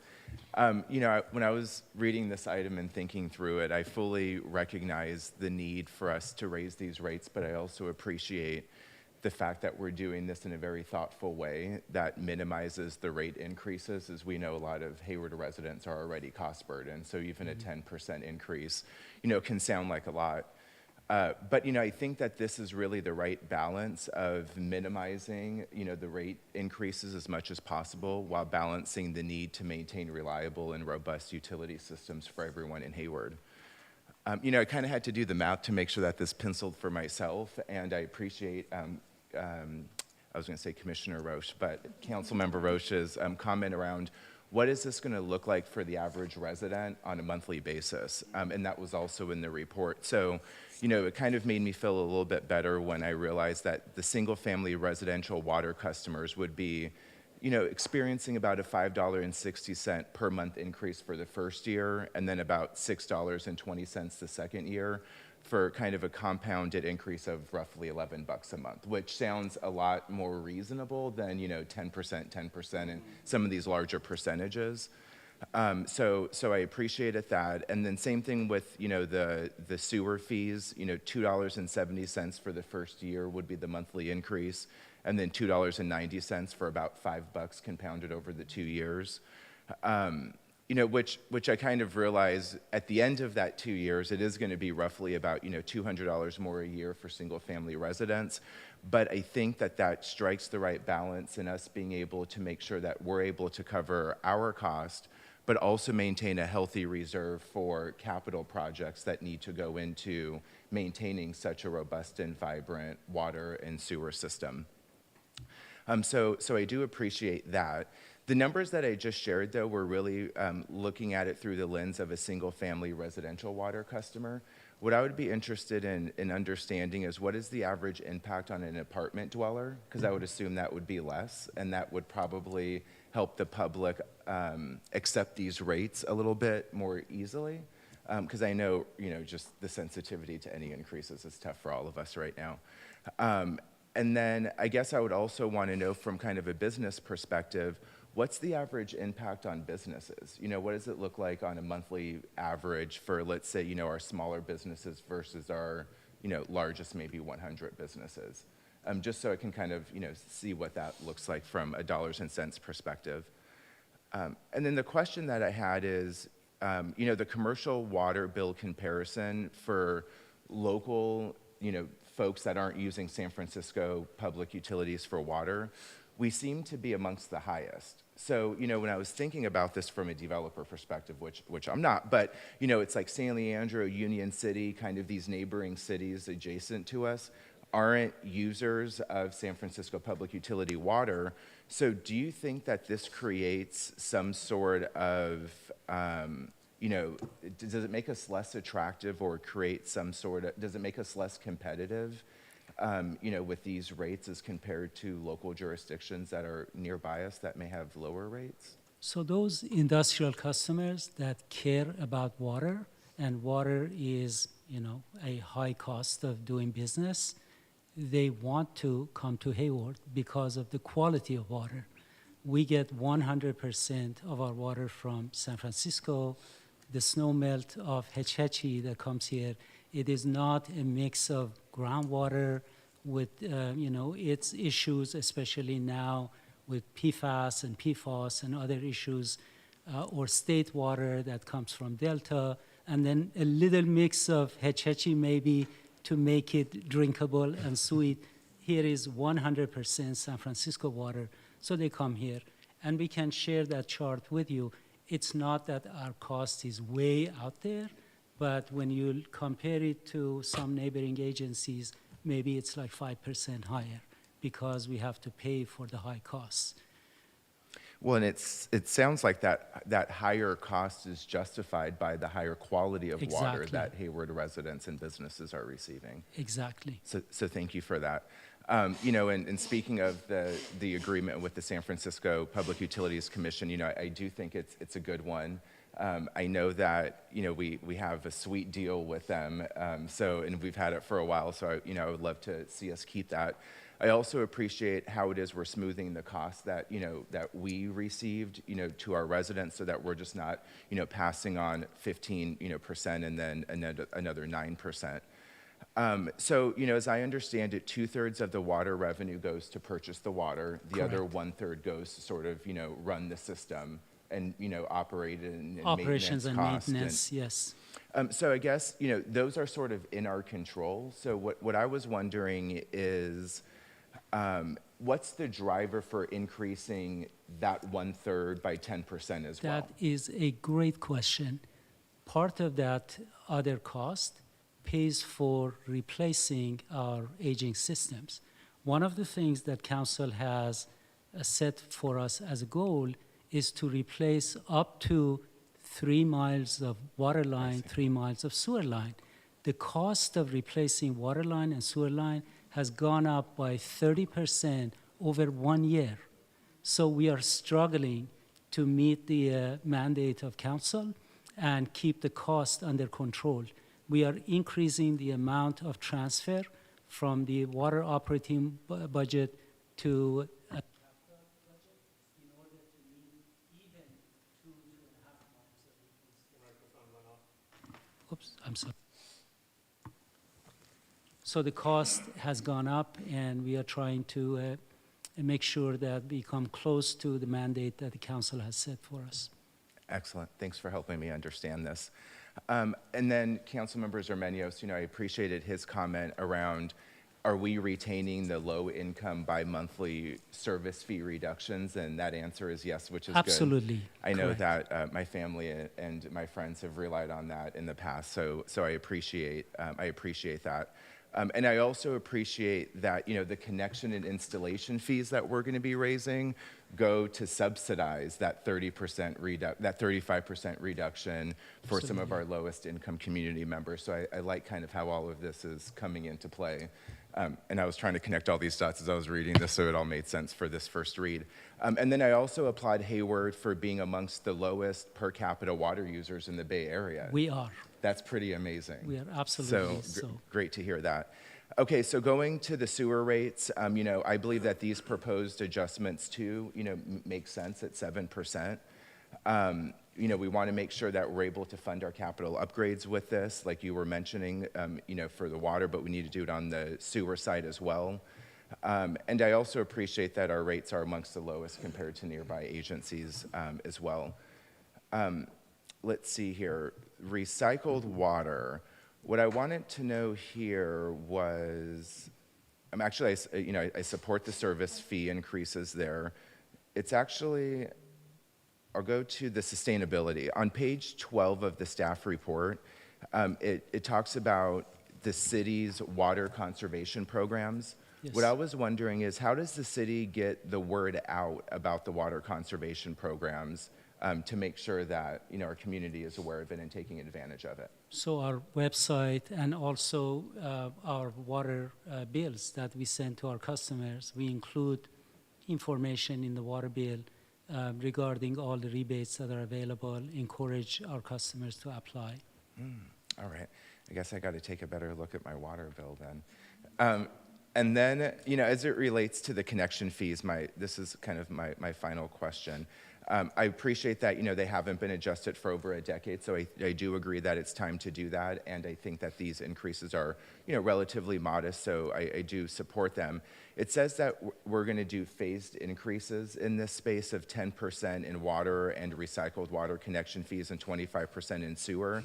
It says that, it's a phased increase. Is it phased over what time? So, is it 10% for, each year for 5 years? Or I guess, what does that phasing look like? So phasing means that if we have to increase our rates by, 400%, we are going to go with 25%. 2 years from now, we can come before you again, take a look and see where we stand with our needs and our revenues. And at that point, because the amount of connection fee that we receive has to do with the amount of development that is happening in the city too. And at that time, we can ask you for a decision about what you want to do with the next steps in connection fee increases. Got it. Thank you so much for addressing that. That's all I have. Thank you. Mayor Pro Tem Andrews has. I will take a quick bite. So I just want to acknowledge that, yes, Hetch Hetchy is amazing. I actually have a hat that says Hetch Hetchy, and people are so jealous that we get water from there. And I just heard a complaint about someone's water in a neighboring city. I won't say where. So we are paying for quality. But one question I have is, what are we doing? Because we always focus on residential, what we can do more when we know that commercial is more of the driver of our issues with conservation. And wanting to know, we have Title 24 requirements, we have zero scaping for commercial, but what more can we do to do outreach, particularly with these larger companies like I'll just say beverage companies because I don't want to call anyone out, but what are some of the things we can do to promote conservation with them? I know their very essence is liquids and to provide that to folks, but is there something in the manufacturing process that we can look at, the materials that they use? Is there something that we can do as a city of Hayward, you being a manufacturing here, we do have a water conservation issue. We're seeing these rates go up. Can we do something to help them as well, or to promote more conservation? Yes, our data shows that businesses are in the forefront of reducing their water usage, as are residential customers. I can tell you that over the past few years, the overall amount of water that we purchase from San Francisco has gone down. Not only our residential customers are using very little water per capita, but our businesses are reducing their usage as well. Okay, and then I do want to say, because I do serve on the Bay Area Water Supply and Conservation Agency, there are a few slides. I think I forwarded it to council, but if we could forward it again for the new members, it shows clearly who is the highest and Hayward is the lowest. I won't say who the highest is, but I'll just say that they have a major university in their city, and I call them out every time I meet with them that they need to lower their water usage because we're paying the price. So I encourage you all to do the same. Absolutely. And we have a university, a community college, and a school district. Yep. And we're still using the least amount of I water. didn't want to say the name, so I'm just giving you a hint on who it is. So, thank you. I wanted to sort of ask Director O'Mary just to put a little bit of a historical context to this. Do you remember the public works director who negotiated this water contract or this water deal in the city of Hayward? Do you know his name? Yes, his name was Ed Phillips. Now, Ed Phillips was also a Hayward Rotarian, and God bless him, because he just passed away just recently. And he in what year? Do you remember what year he was the Public Works Director? Like, he was in the 60s, or? Yes, in the 60s, 70s, and he retired in very early 80s. Yeah.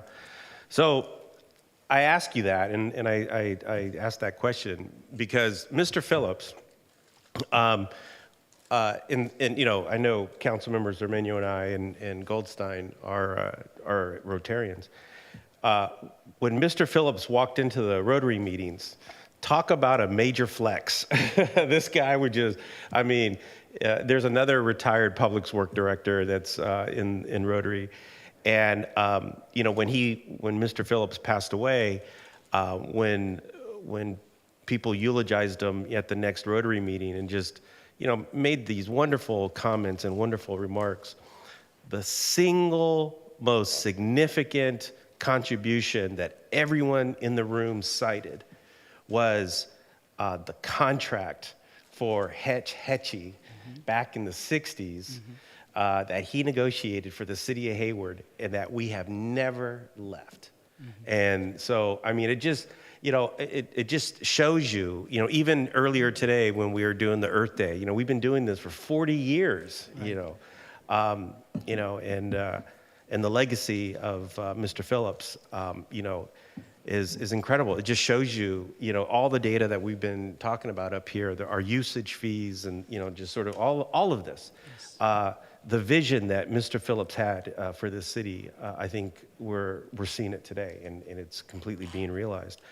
One of the, as I was listening to everybody up here, all of these great questions, there seems to be a concern about, getting the word out and marketing, the increase. And we know, sort of the reasons why and the rationale. So I was just curious, do we have any sort of messaging, marketing strategy or plan that we're going to be launching to sort of educate folks as this moves on? So our Prop 218 has 4 pages of information, charts and tables and text and outreach material and phone numbers and so on.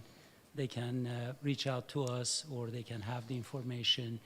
We can also put the same information on our website, distribute the information by social media to them, and make them aware of what is coming down the pike. Okay, good. Another question I had as you were talking, I was just thinking about it.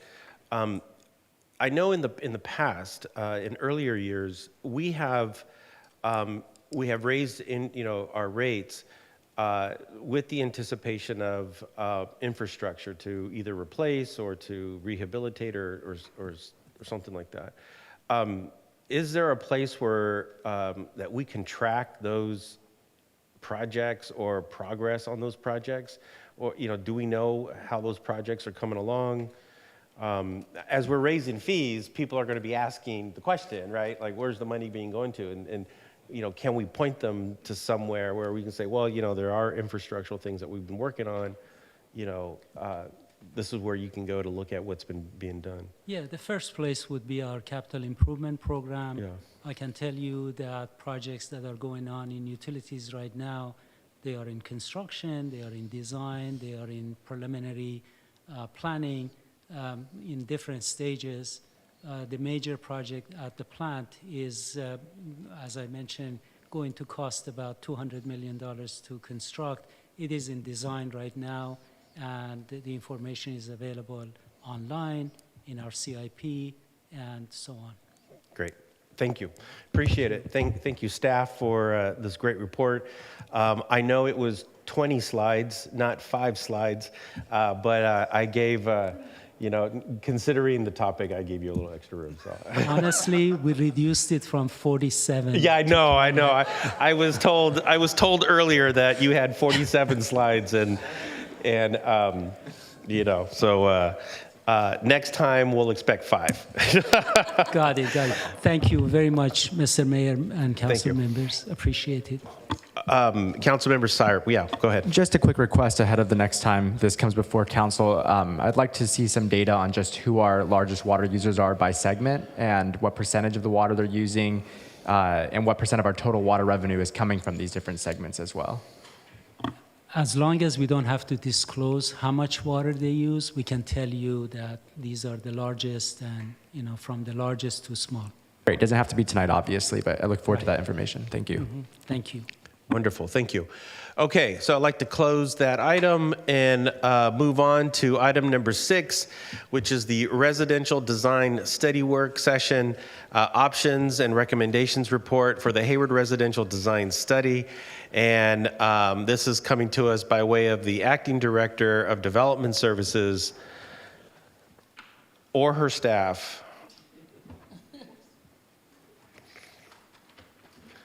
And I can't see the. You'll tell us your name again, and I apologize. Yes, no problem. Hang on, give me 1 second. Blanton, yes. I'm Senior Planner Blanton. I Yes. have Associate Planner, recently promoted Associate Planner Taylor Richard with me. And we also have a consultant, Poonam Narkar, who's online. She is from WRT, which is an urban design and planning firm. So I'll give a very brief presentation, and then all 3 of us will be available for questions. Wonderful, thank you. Okay. So this evening, again, we're back to talk to you about the Hayward Residential Design Study. And you might remember when we spoke to you last time in February, we focused primarily on recommendations about parking. So tonight we'll be discussing options and recommendations for basically all other facets of residential design. So this includes building heights, massing controls, architectural features, and open space requirements. Just like last time, this item is a work session, so we won't be asking you to take any specific action, but rather to provide feedback on the recommendations contained within the staff report and attachments. This evening, as I said, I'll provide a very brief presentation, but wanted to let any members of the public know who might be listening online that there's a more thorough version of my presentation that was provided to the Planning Commission last Thursday, and the video is online. So as a refresher, we're wrapping up the 3rd phase of this project tonight with the review of the options and recommendations report. And based on all of the feedback that we have received both tonight and up until this point, our next task is going to be to draft red line updates to the zoning ordinance, which will be brought back to you early this summer. So this is our last touch point before that. The Options and Recommendations report offers a series of recommendations based on a thorough analysis of the city's current residential standards and feedback from the community and decision makers to date.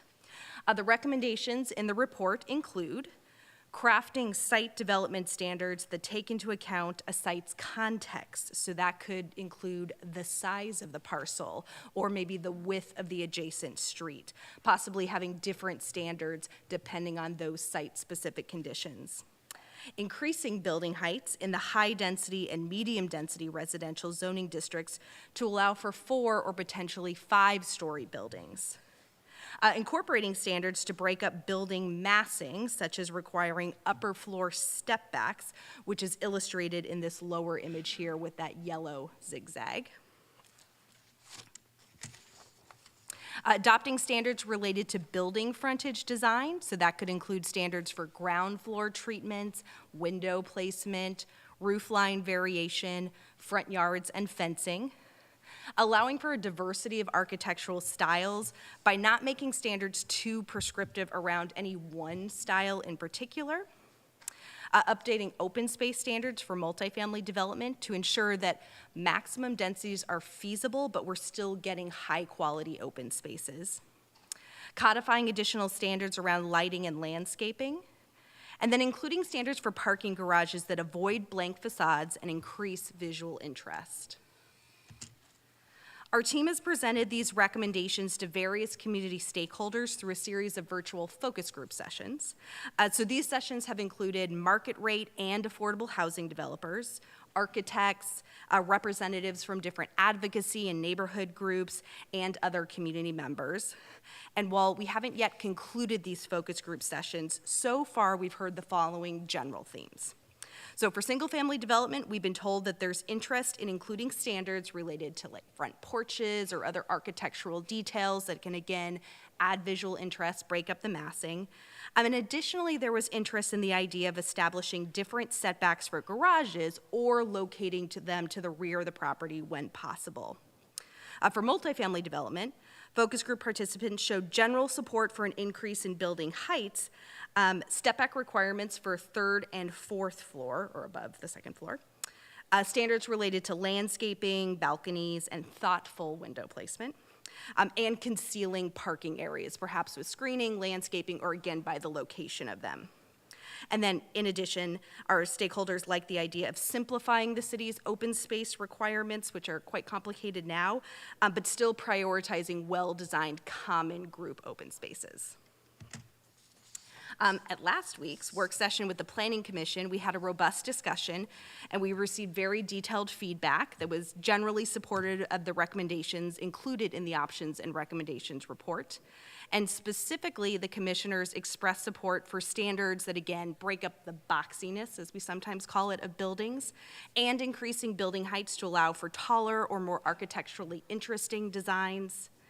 They also suggested and strongly supported the idea of using menus of options or point systems to allow flexibility for developers and designers, but still ensure that we as a city are getting the type of development that we want. The commission supported requiring additional landscaping between, say, a higher density use and a lower density use to help buffer between them. They emphasized, again, the importance of high quality open space.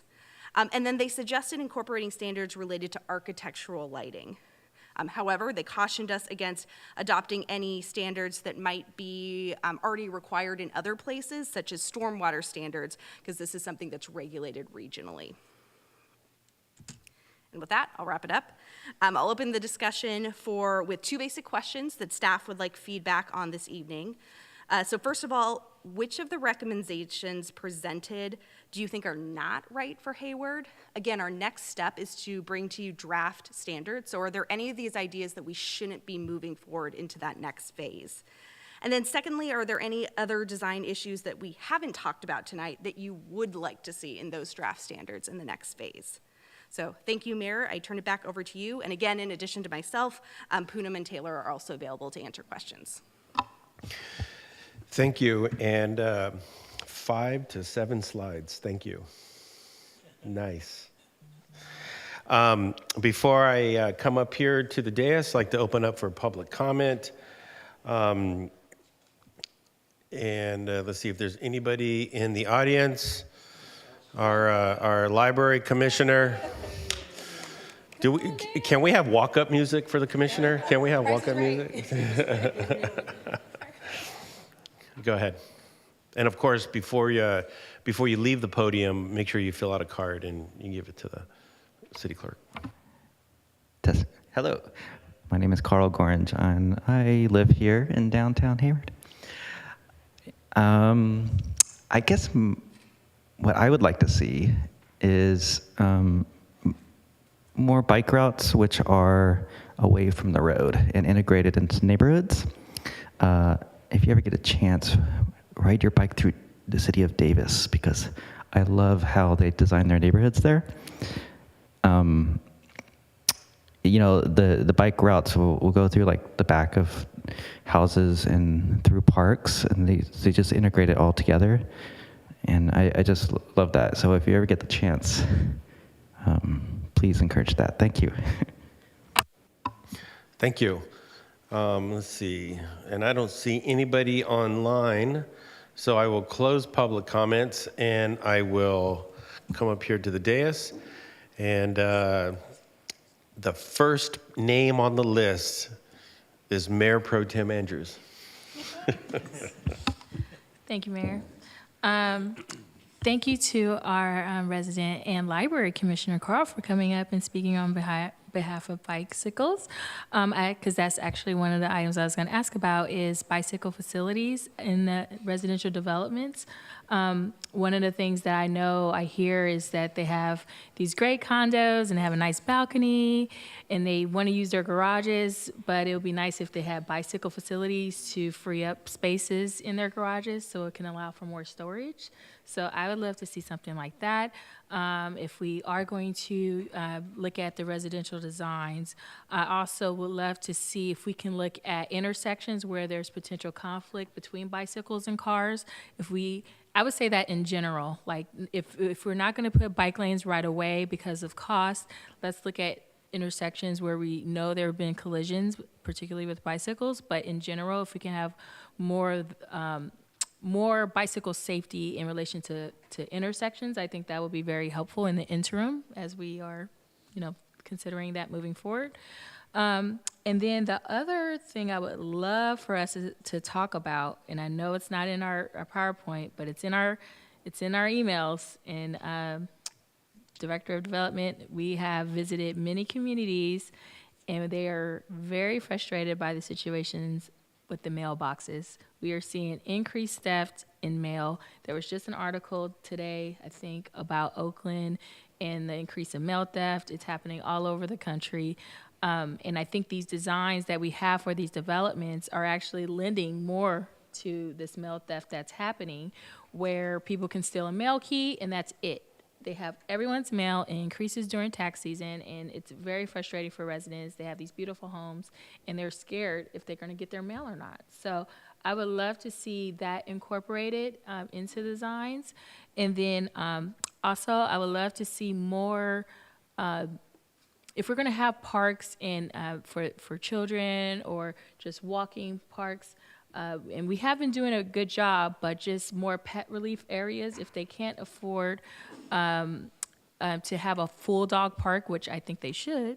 I think we should at least have pet relief areas. Some of the developments do have them, but I have been seeing a lot of residents, yes, they're going for a walk, but sometimes it's not by choice. And they have really tiny dogs and they have to do all this for a tiny dog. So if we can have more pet relief areas, and then spaces for programming for the residents to get together.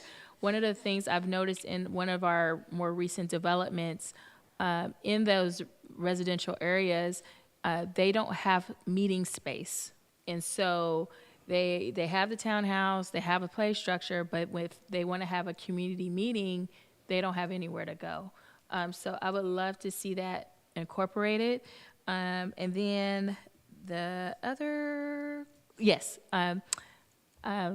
city manager knows how I care about catalytic converters. So I love hearing about the screening of parking. If we can do more for the cars in those residential developments. Some of the designs lend itself to that anyway because they have concealed parking and it's subterranean or there's podium. But we do need to figure out something with the developments that are single family home and their cars. And it's just, there's a lot of catalytic converter thefts happening in these communities. And also looking at the access, I definitely don't want to encourage more gated communities, but if a community is experiencing a lot of criminal activity, I would like there to be some kind of option where they have an opportunity to just look at other opportunities to protect their community. So it can not necessarily be completely gated, but at least be able to have a guard or some kind of community asset there in order for them to utilize to protect their cars.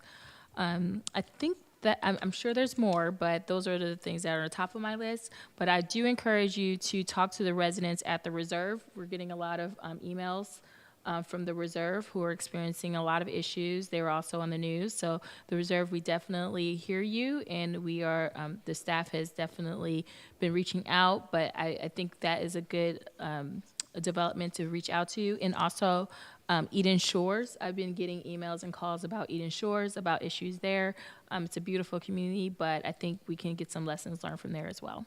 And then also my one question, I guess, is with the state having more say in how the housing developments are able to be approved, do we have the option of saying, okay, we can approve the housing, but the design, I know we can't, I know it's a slippery slope, but can we advocate for our neighborhoods, like the Palmacia neighborhood and other neighborhoods, where they're getting huge homes that are not fitting within the community? We can add the density, we can add the amount of bedrooms that they need, but I think it's actually not helping that community if all the houses are starting to look different, when there was a reason why that community was built that way. So I just wanted to hear if that's a possibility, if we can advocate for having more say on design. Yeah, that's a great question. With SB 330 and the slew of other legislation that's related to objective standards, once we have adopted these objective standards, if a project comes in and complies with the objective standards, essentially we don't have a say. There's some exceptions to that. If the project includes, say, a rezoning or a development agreement or something that is still discretionary to this body or the Planning Commission, we could still have a say in those. But to projects that meet objective standards, there's not a lot of additional wiggle room that we as a jurisdiction, that you as decision makers have on those types of projects. So these standards that we're developing, this is our say. Okay. So if we want to have context-specific standards, like you're saying, maybe where if there's a tall development next to, or a bigger two-story home next to a one-story home, those are things that we want to objectively bake into these draft updates so that we can enforce them in the future, so that we'll legally have the ability to enforce them. Okay, so I would say definitely stepped for the massing. Okay. I've seen very good examples in the Southgate community, the houses near Southland Mall. I definitely want to advocate for that. So for single family, you're saying? For the single family, if they're adding additions, have a step back approach versus having a big box in the front. That would help with also safety as well. Yeah. And then also, I was thinking if we could possibly add more community gathering areas within residential developments, not just for meeting space, but if there's an opportunity to have a rooftop situation, let's advocate for that, because that is an amenity for those residents, and I don't see a lot of examples in our community. The Legacy on Mission has a great example of an outdoor patio that looks great, but I would love to see more of that in our designs moving forward. Excellent. Yeah, that's something that came up in Planning Commission as well, these really usable, dynamic open spaces. And that relates to one of the Planning Commission's suggestions of having a menu of options. So these could be approved types of park amenities or open space amenities we like, or even a point system. Maybe if you do a rooftop garden, you get more points than if you, do benches or something that's a little bit more passive. Right. So that's something we can definitely look at. And then also amenities as part of the building. I mentioned that earlier. If we can get a co-working space within that development, people are in their apartments for a long time. So if they have an opportunity to work downstairs, like a hotel, we should be able to give them points if they can't get retail in there. Thanks. Great. Councilmember Goldstein. Thank you, Mayor. I've been in planning for all this time, seven years and 2 years on the planning task force prior to that, and I love this stuff. And a lot of the same conversation keeps coming up, but what's different is, as you drive down Mission Boulevard, I actually get to see the handiwork of what we've all been able to accomplish, and it's lovely. It really warms my heart. Couple of comments. One of them is, I think one or two projects had come to us where the color variation, the style looked very monochromatic, and I have a problem with that. And I don't know if that's coming up, but I didn't see it in these design standards, and so I would like color variation to be a design standard, and it can be accomplished, paint colors, I don't care, textures. Of course, the more, texture variation I think is a beautiful design, but that's me, and I'm not trying to say that my design aesthetic is the one to go with. I'm just saying that monochrome, no. What's that? Yeah. And I think it has to be part of the code because that one project that we approved, I asked the developer to change the design, put a little bit more color variation, and we approved it without making it a condition of approval, and it didn't happen. And so it's got to be in writing. Correct. Poonam is online. She's our urban design expert. So she can speak to this probably much more eloquently than I can. The trick here is to keep it objective. So we've seen cities that say, you have to have a total of 3 colors or 3 materials, or a major color that's covering this percentage and accent covers or accent materials that cover this percentage of the facade. Mm-hmm. It has to be something that, again, getting back to what's monochromatic, what you prefer versus what I prefer, it has to be black and white in the code, and it's very clear. Yep, this project meets that standard in terms of color variation, materials variation, and this one doesn't. But again, Poonam's our expert. Poonam, I don't know if you have any other thoughts to add on this. No, I think I would. I hear council members' point, and I think it is a valid point to make sure that we don't have very banal monochromatic buildings. I think there is a way for us to include material variations, texture variations, color variations as part of an options table. We will definitely look into that. But I, to the point that was made earlier in terms of not being overly prescriptive, but still being able to, create these objective standards that can be, used as an evaluation criteria. So we're making a note of that for sure. I think we will give this some more thought in terms of color variation. Okay, all right, very good. I appreciate that. We also talked about, in terms of, increasing lighting to make spaces more walkable, because it lends to that feeling of safety.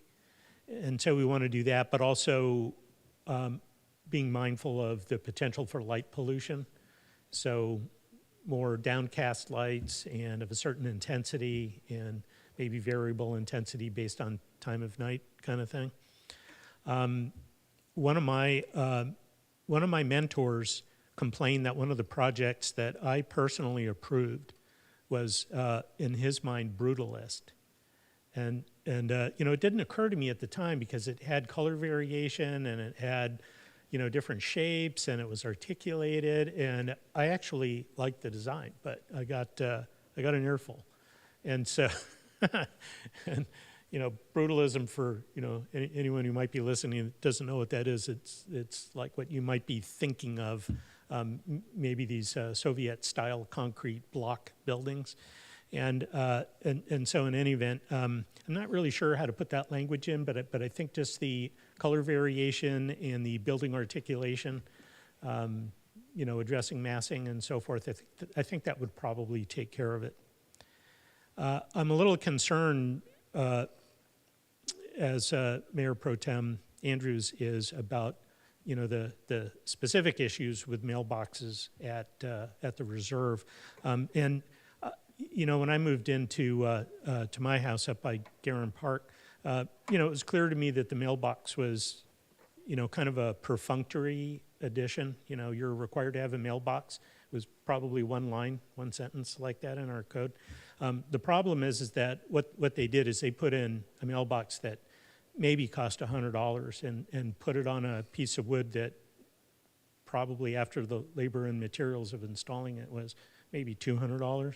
And I'm not complaining about the price, but the point is that the people that want to steal from mailboxes know easily how to defeat those things. The locks on them, all you have to do is pull on them, and not even with a whole lot of strength, and you're in the mailbox. And so I went out and I sourced this behemoth of a mailbox. It actually looks very attractive, but it's a 1/4-inch thick steel. And I had that. Yeah, I know it's a beast, but it looks nice. And I had it mounted in 500 pounds of concrete, and it is also on a 1/4-inch thick steel mounting pole. Now the whole thing cost me about was under $1,000. And I know, you know, you guys aren't going to go spend $1,000 on a mailbox. I get that. You know, it just seems ridiculous. But I got to tell you, I haven't had a problem with my mail since I put that thing in. And I'll tell you one other thing about that. My neighbor also put one in identical to it. And because of that, nobody on our street, we're the two first houses that you encounter, nobody on our street has had their mailbox ransacked. And so my point is are we going to spend money on police resources continually addressing these weak, cheap mailboxes, or are we going to require something a little bit more sturdy to make sure that our residents' mail is safe and our police aren't being consumed with this type of theft? And that's my recommendation, actually. So if you want the brand and so forth, I'll do that privately because, you know, I don't want to, you know. So that's one thought. The other thought is, too, one of my friends at the sheriff's office, they were having a similar kind of problem in his neighborhood. Because of the layout of the neighborhood, it makes it really easy for thieves to come in, hit some property that they, maybe 2 or 3, in fact, and then leave. And they recognize that it'd be way too expensive to reconfigure all the homes on the street. So what they did instead is they put fairly high-resolution cameras. They're not very expensive, but high-resolution cameras on the ingress and egress points of the community so that they were able to take fairly high-res videos of all of the vehicles coming and going. And I think at a place like the Reserve, that might make a whole lot of sense because there's, you know, there's one way on the south end and one way on the north end of the Reserve. All the cars got to go in and out that way. They don't really have an option unless they are on motorcycles and maybe want to go two-wheeling. Anyway, I'm trying to be funny here, but the point is, I know I didn't succeed, but I tried, right? I get credit for trying. Anyway, so I think if we're able to have some cameras could serve as a deterrent, especially for the kind of behavior that we're seeing up there. You know, it's not, I think if someone saw those cameras and knew that there was enforcement action, I think they would probably leave that community alone. And I don't think they would need to install gates. They might want gates. I mean, some people love gates. I don't. I want to come and go as I please, and I don't want to wait for a gate. So maybe handling their crime issue with hardened mailboxes and high-quality cameras, maybe that'll do the trick. Also, I like my colleagues' approach to bicycle paths. I agree that bicycle secure storage would be necessary. And also, let's address road safety. So there may be times, like Mayor Pro Tem Andrews said, that we don't want to fund or require funding for bike lanes and all that, but maybe the curb design can make things easier for bicycles, and we definitely want to encourage more bicycle use. And you know, personally, I like bikes to stay on the street. So having the street design be wide enough so that it can accommodate safe bike lanes. And if we're not going to do that, then the sidewalks would probably need to be wide. But I like wide sidewalks too because it encourages walking, and we definitely want to do that as well. And dog parks. You know, it's been pointed out to me that we just don't have enough dog parks here in the city of Hayward. And there's been 1 or 2 that have been proposed, but I think as our design criteria, I think we need to include that consideration as well. Thank you. Every time dog parks come up on the dais, Yuma gives a high paw. Council members Armenio. Thank you. We had no dog park in my neighborhood, so I went out and started hassling hard about a dog park. Now we have one at Hesperian and Sleepy Hollow. A good report. Thank you very much. Good reading. A lot of good photos. I agree with colleague Goldstein about colors. We need to ensure that something about colors is included, whether it's a combination of colors or textures. Mailboxes. Mother had no problem with her mailbox theft because there was a slot on the wall next to the door. So maybe that's something that we ought to look into, requiring the new homes to have a slot near the door where the mail is just pushed in. The dogs love that because when the mail comes in, they start biting it. But, you know, they'll have to be careful. But, you know, putting the mailbox outside by the street, unless you do what colleague Feinstein is, Feinstein again. Goldstein. Excuse me, council member. If you're going to call me Feinstein, I insist that you call me Senator. $10 fine. Okay. Yeah. So that's important. From what I know, we're the most diverse city in the United States. So all of these elements lead to our city's projects being diverse, and I like that. Every one of these aspects is diverse. We don't want blocks. We don't want the same thing over and over again. The architecture, the massing, the height, special words about height. We really cannot go in either direction anymore. Infill projects are dying out. We are going to have to go higher. Simple as that. A disappointment that I had a couple of years ago was when we replaced the Burnett building by one-story Pete's Cafe, just one story in our downtown. In my mind, that was a loss. We could have got 4, 5, 7 stories and then have the retail, offices, and condominiums in the front. We have an opportunity over at B in Maine. Let's go high. I think we need to go higher, especially in downtown where we need to build this lunch crowd, this lunch nucleus, where we have possibly some office spaces so people can go out and walk to their lunch. I like to see if we can consider including rooftop gardening, rooftop solar paneling, and let's not forget trees and tree abundance, please. You know, I've been to some projects where they have 50 new houses and 30 trees. Well, yippee-yay, that does not excite me. There needs to be an overabundance of that. I agree with my colleagues on the bicycle and the community meeting room. Please, let's include that. And thank you, and let's keep building some good stuff. Thank you very much.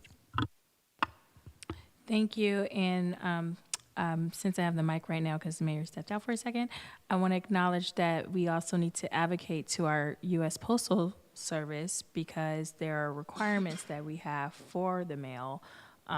So we just need to talk to him about the design and the issues we're having there. The next is, Councilmember Syrup. Thank you, Mayor Pro Tem. Thank you, staff, for the report. It's fun getting to dig into this, and I really appreciate the work that the Planning Commission also did in presenting a lot of suggestions. I'll try to keep my comments brief because I think many of the ideas presented by both the Planning Commission and so far are great. I want to emphasize support for, pedestrian and bike safety. So in general, I think you get the gist. Traffic calming is important, and when we're thinking about street safety, also thinking about it from an accessibility perspective as well. So bike, pedestrian, and accessibility. I like Councilmember Andrews' suggestion of a community room.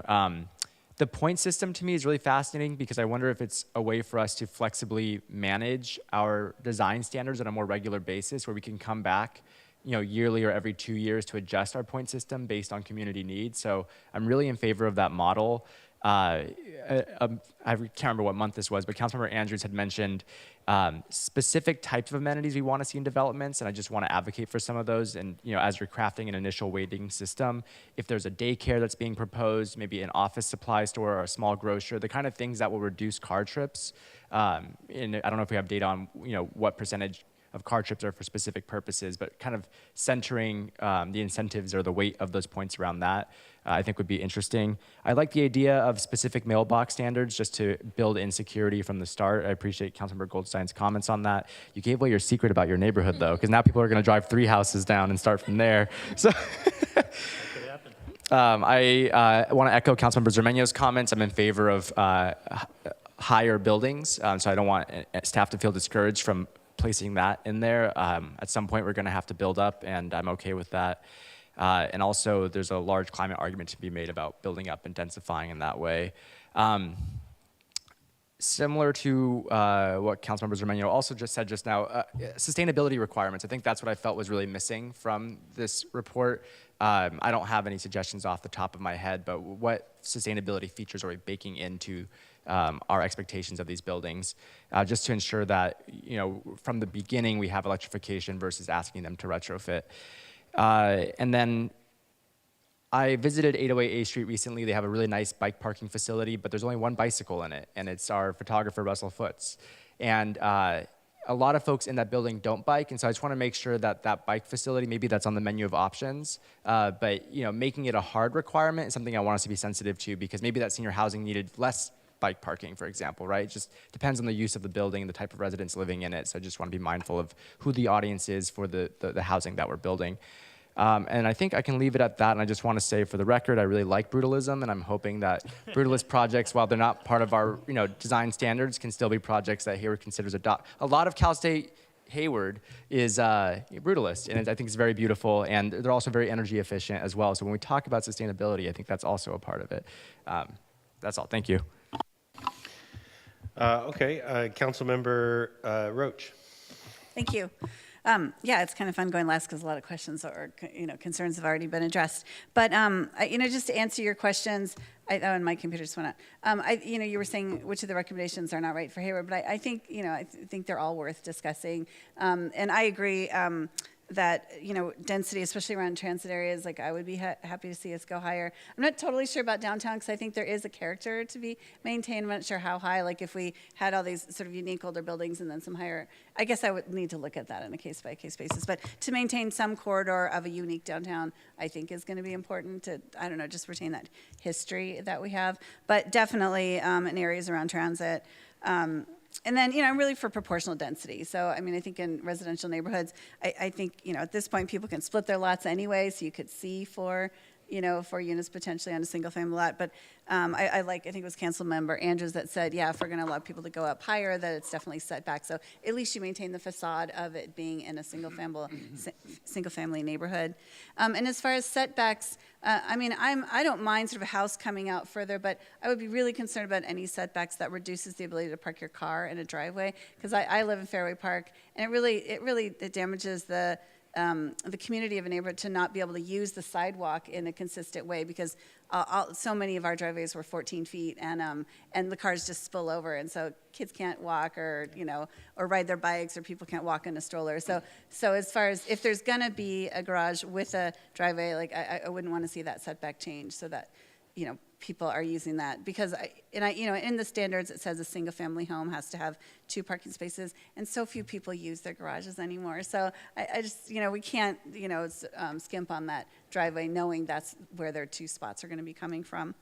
As far as the I do worry a little bit about, I know there's a lot of contemporary, a lot of brutalist stuff going up lately, and I worry about the longevity of that kind of design and what it's going to look like over time. So and there is a lot of it, so and all at the same time. So how is that going to age our city? And I assume that's something that you as planners are thinking about. And then on top of that, we're seeing a lot of developments that have this multicolored thing, and it looks great. But I just saw, even on Sohei, the darker colors are already fading. It already looks weathered because that dark color is, just gets brutalized in the sun, and it's not very efficient anyway, right? I mean, as far as heat, reflection. So I don't know what that means as far as putting them the standard, but just to consider the longevity of that kind of design. And then also, looking at the legacy, which you had a picture of, I really like the idea of the step backs for the higher floors. But what's strange in that development, and I think I saw it somewhere else, the first floor is actually set back, and the second floor kind of hovers over. It looks like it's sort of hunched over the sidewalk. And so if we're going to do setbacks, it seems like it should be the first floor and then it's set back and not the balconies kind of hang over. And I think it kind of, it sort of makes it look like the sidewalk is, I don't know, I would like to see the setbacks be true setbacks and not sort of like a cheat from the second floor and then you set back after the second floor. Because I just think it looks like it's crowding the sidewalk somehow, if that helps. And then I would also like to see us, Commissioner Gorange reminded me that I'd like to see us do what we can to exhaust any options for easements or any pathways to any of our existing trails. Like I was thinking, Parcel Group 5, part of that project included an incorporation of the trail that's going to be behind there, which I think is awesome. And so I would like to see it incorporated in the design standards that anything that's nearby like that, we at least exhaust the options for a potential easement. Like I was thinking about the Mosaic building.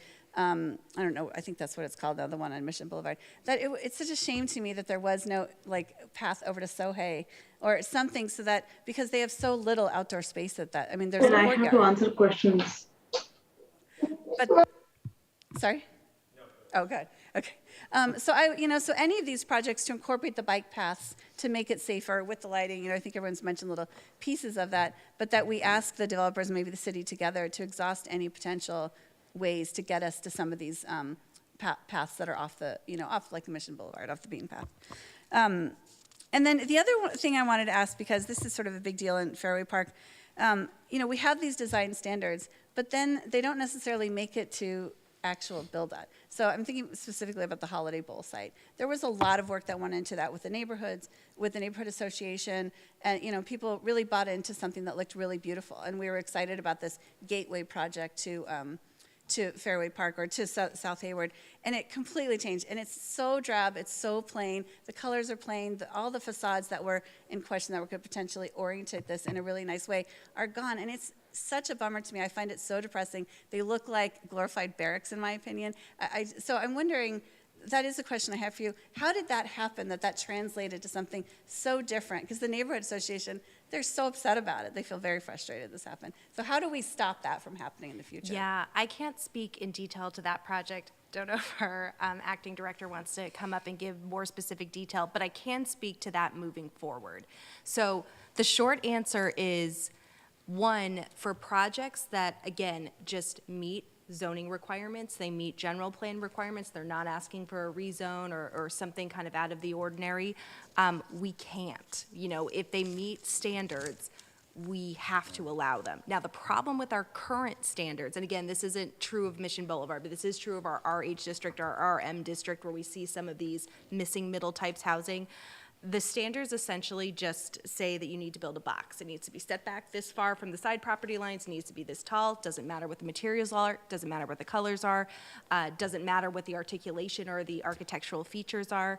So if we didn't adopt new standards, essentially we can't do anything about that. Thanks to the state, because of the housing crisis we're in, which is real and we need to build housing, we don't have the opportunity to have these conversations with decision makers, with the community, to really have them shape projects anymore. Where we do have that opportunity is in the development of these standards. So that's why we have, Taylor and I have hit the pavement with the community. We have been doing lots of outreach with, all different stakeholders, and this is really where we want you guys to weigh in to say, yeah, we have lessons learned in the past. We don't want projects like this, but we have to figure out a way to bake those sort of requirements into the standards in an objective way, because honestly, in the future, unless the project, again, involves a general plan amendment or rezoning, we won't have the ability to push back. If a developer comes in and says, we want you to approve this first version of the project, looks great. If they say, oh, actually, we want to adjust a few things, if those adjustments meet standards, we just don't have any levers anymore to really push back on that. So this is our lever. We're developing the levers now. So we could put that in here. Okay. Yeah. Because I just look at it, I'm like, that wouldn't have happened in Palo Alto. That wouldn't have happened in Walnut Creek. It makes me feel like, is it because it was Hayward and they felt like they could get away with it? Because to me, it was a huge disparity between what was proposed and what was built. And there was no pushback from the city. Yeah, and the nice thing about SB 330 being state law, This is true. What I'm telling you now, this is also true of Palo Alto. This is also true of other communities that maybe in the past have had a lot of control over design. That said, those communities are also, in many cases working on objective standards projects. We need to be sensitive to our community and our development standards. Taylor and I were on a call with some other jurisdictions around the Bay Area, and it was really interesting listening to, which were kind of offering pro-housing suggestions and versus which were offering suggestions, that maybe were really limiting of housing because they had such high architectural standards that would be really unaffordable for some of our, kind of mom and pop or style developers, that aren't really getting the kind of returns that we can get in other communities in the Bay Area. So it's the million-dollar question, frankly. It's what every jurisdiction is grappling with, and it's what we're trying to figure out with this project. So, yeah, we probably won't get it exactly right. It probably is going to take some adjustments, kind of like was saying, we can look back at maybe the point system and adjust as necessary over time, but this is essentially our, crack at the apple to make sure that we are requiring the types of development that we want to see.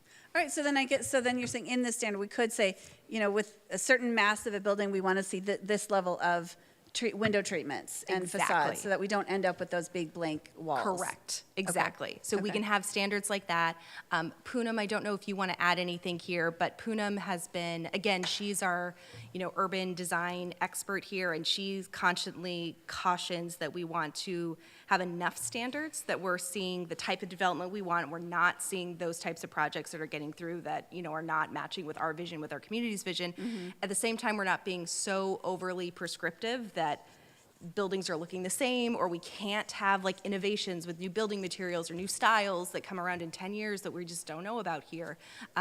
But Pooman, I don't know if you have any other thoughts on that about how to like kind of manage that, making sure we're not approving projects or not giving the ability to approve projects that we don't like the designs of, but at the same time not being overly prescriptive and saying, okay, your design needs to look like X, Y, Z.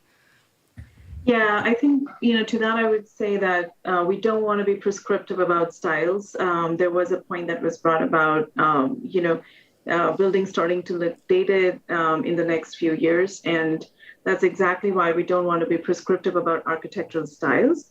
But the standards should address good design principles. So I think a lot of the things that already you all were suggesting in terms of setbacks and, transitions to neighboring properties and development of neighboring properties, finding articulation of building facades in terms of window treatments, in terms of establishing a rhythm to the windows and the openings, entrances, how is the ground floor relating to the street. Those standards are what we will focus on to make sure that, that level of, I would say, articulation of building elevation is maintained regardless of what architectural style is adopted. Okay. Thank you. Yeah, just so, give me a frame at least around these windows. I mean, they're just so plain, Okay. And then just 2 more points, about the common outdoor spaces. Like, yeah, I would like to see that maybe increase a little bit, instead of just, here's a triangle with a bench on it, something with a little bit more, depending on the number of units you have, it has to have this amount of outdoor space, right, for the dogs and, and for people just to get outside. And then the last thing Councilmember Zemania reminded me of is make sure that there's public art in the design standards. So depending on, the side of a building that might have a good spot for a mural, or when there's maybe big courtyard spaces that it's included in, that public art is included. Thank you, Councilmember Zemania. And that's all. Thank you. Councilmember Bonilla. Thank you. So I had an opportunity to kind of provide feedback on this topic last Thursday, but I've since had a little bit more time to kind of think through some things, so I have some additional feedback. I do appreciate what you were saying, Senior Planner Blanton, about this is our time to really make sure that the red lines that are going into these objective standards really meet what we're looking for in our community, because I think a number of us on the Planning Commission have sort of been frustrated in the past just because our hands have been tied with SB 330 and the things we can and can't do related to that. So I do appreciate kind of the thoughtfulness and the time that we're spending in this discussion today. I like Commissioner Roche, not Commissioner Roche, Councilmember Roche, sorry. Like Councilmember Roche, I do agree that these generally seem to be fitting well for Hayward, and I made that comment on Thursday night as well. But if I were to kind of just quickly go through a few things. So for site development, I agree that I understand the concept of us needing to reach our maximum density, and I think that that's important, especially as we build our way out of this housing crisis. But I think it's important to be thoughtful in how we do that. So I don't want us to necessarily reduce the front setbacks too much in the RH districts, just to cram in more units. I think those setbacks are really important. I don't think we want to be driving around major roadways and just see massive and bulky buildings and people's front doors opening to sidewalks. And that could happen in the RH zone if we're not careful with the relationship between the buildings, the sidewalks, the streets, and the communities, and how that aligns with council's priorities around complete communities. So, as I was kind of thinking through that, I was thinking about, kind of some of the developments that have just come up on Mission and in South Hayward. And I know that we approved those on the Planning Commission, some of us, and sometimes begrudgingly because of, SB 330. But, those seem kind of bulky, and there's not a lot of setbacks. And it's like, you go run on the sidewalk and someone's leaving their front door and it's like bumping into you, right? And then it's sort of respectfully, it's, we want to make sure that our community is attractive and it creates a sense of pride for everyone living here. And it's not bulky and looking like, military housing or projects or things like that per se. Not that there's anything wrong with those things, but just designing to a higher design standard, I think, is important with this. One of the questions that I had is, what would be an example of certain architectural features that would qualify for a reduced front setback in a single-family zone? Yeah, that's a good question. That's something that we could, for example, have a point system about if there were certain features that were more favored than others. Something that came up over and over again in our stakeholder interviews was porches. People love porches. I think they're very darling. Dormer windows, bay windows, things like that. Yep. Again, just a concept that we're floating, maybe single-family homes aren't the right place to reduce that front yard setback, but reducing the front yard setback gives opportunity for a larger backyard, which at least we as staff has heard, that's more usable space for folks. So they like to have some of that backyard space, which, in newer kind of small lot developments, you're not getting as much. And then, thinking about multifamily development, right now the standards, and you heard this before, but for everybody else, right now the standards for the RM and the RH zoning districts, the front yard setback is 20 feet. It's the same as if it was a single family home. So I would also be interested in your thoughts or any of your thoughts on, okay, I'm hearing we don't want to completely reduce that to a zero setback. That's not appropriate. We want to maintain some sort of feeling of landscaping and a little bit of a buffer. Would it be appropriate to reduce that at all? Reduce it to like 10 feet or even 15 feet? Again, because we have found in our analysis of our current standards, we're nowhere near meeting maximum density on these RH and RM sites, which is a problem for a lot of reasons. One, they're not attractive to developers because they can't kind of get that highest and best use out of them. And two, we're not meeting the vision of our general plan, which again, sees these higher densities. So it doesn't have to all be in one place. Maybe setbacks is not the right place. Maybe it's allowing additional height, which several of you have said you're supportive of. Maybe that's the right lever. Maybe it's being more flexible with our open space so that that can be located in different areas. But again, staff's recommendation about considering a reduction in setback is one, thinking about if you reduce the setback of a multifamily building, just like a single family building, potentially then the open space, that courtyard in the middle, that dog run in the back, there's space for that instead of having this big kind of landscape buffer that is not as usable. So again, we don't have specific draft standards yet. These are all things that are floating around, but this is exactly the sort of stuff that we want to float by you now so that we can see if we're going the right direction when we do start drafting standards. Got it. You know, and thank you for that. And it's kind of a hard trade-off, you know, because you really do want those setbacks. You also want open space. You don't want to really compromise either. So it's like, yes, please both.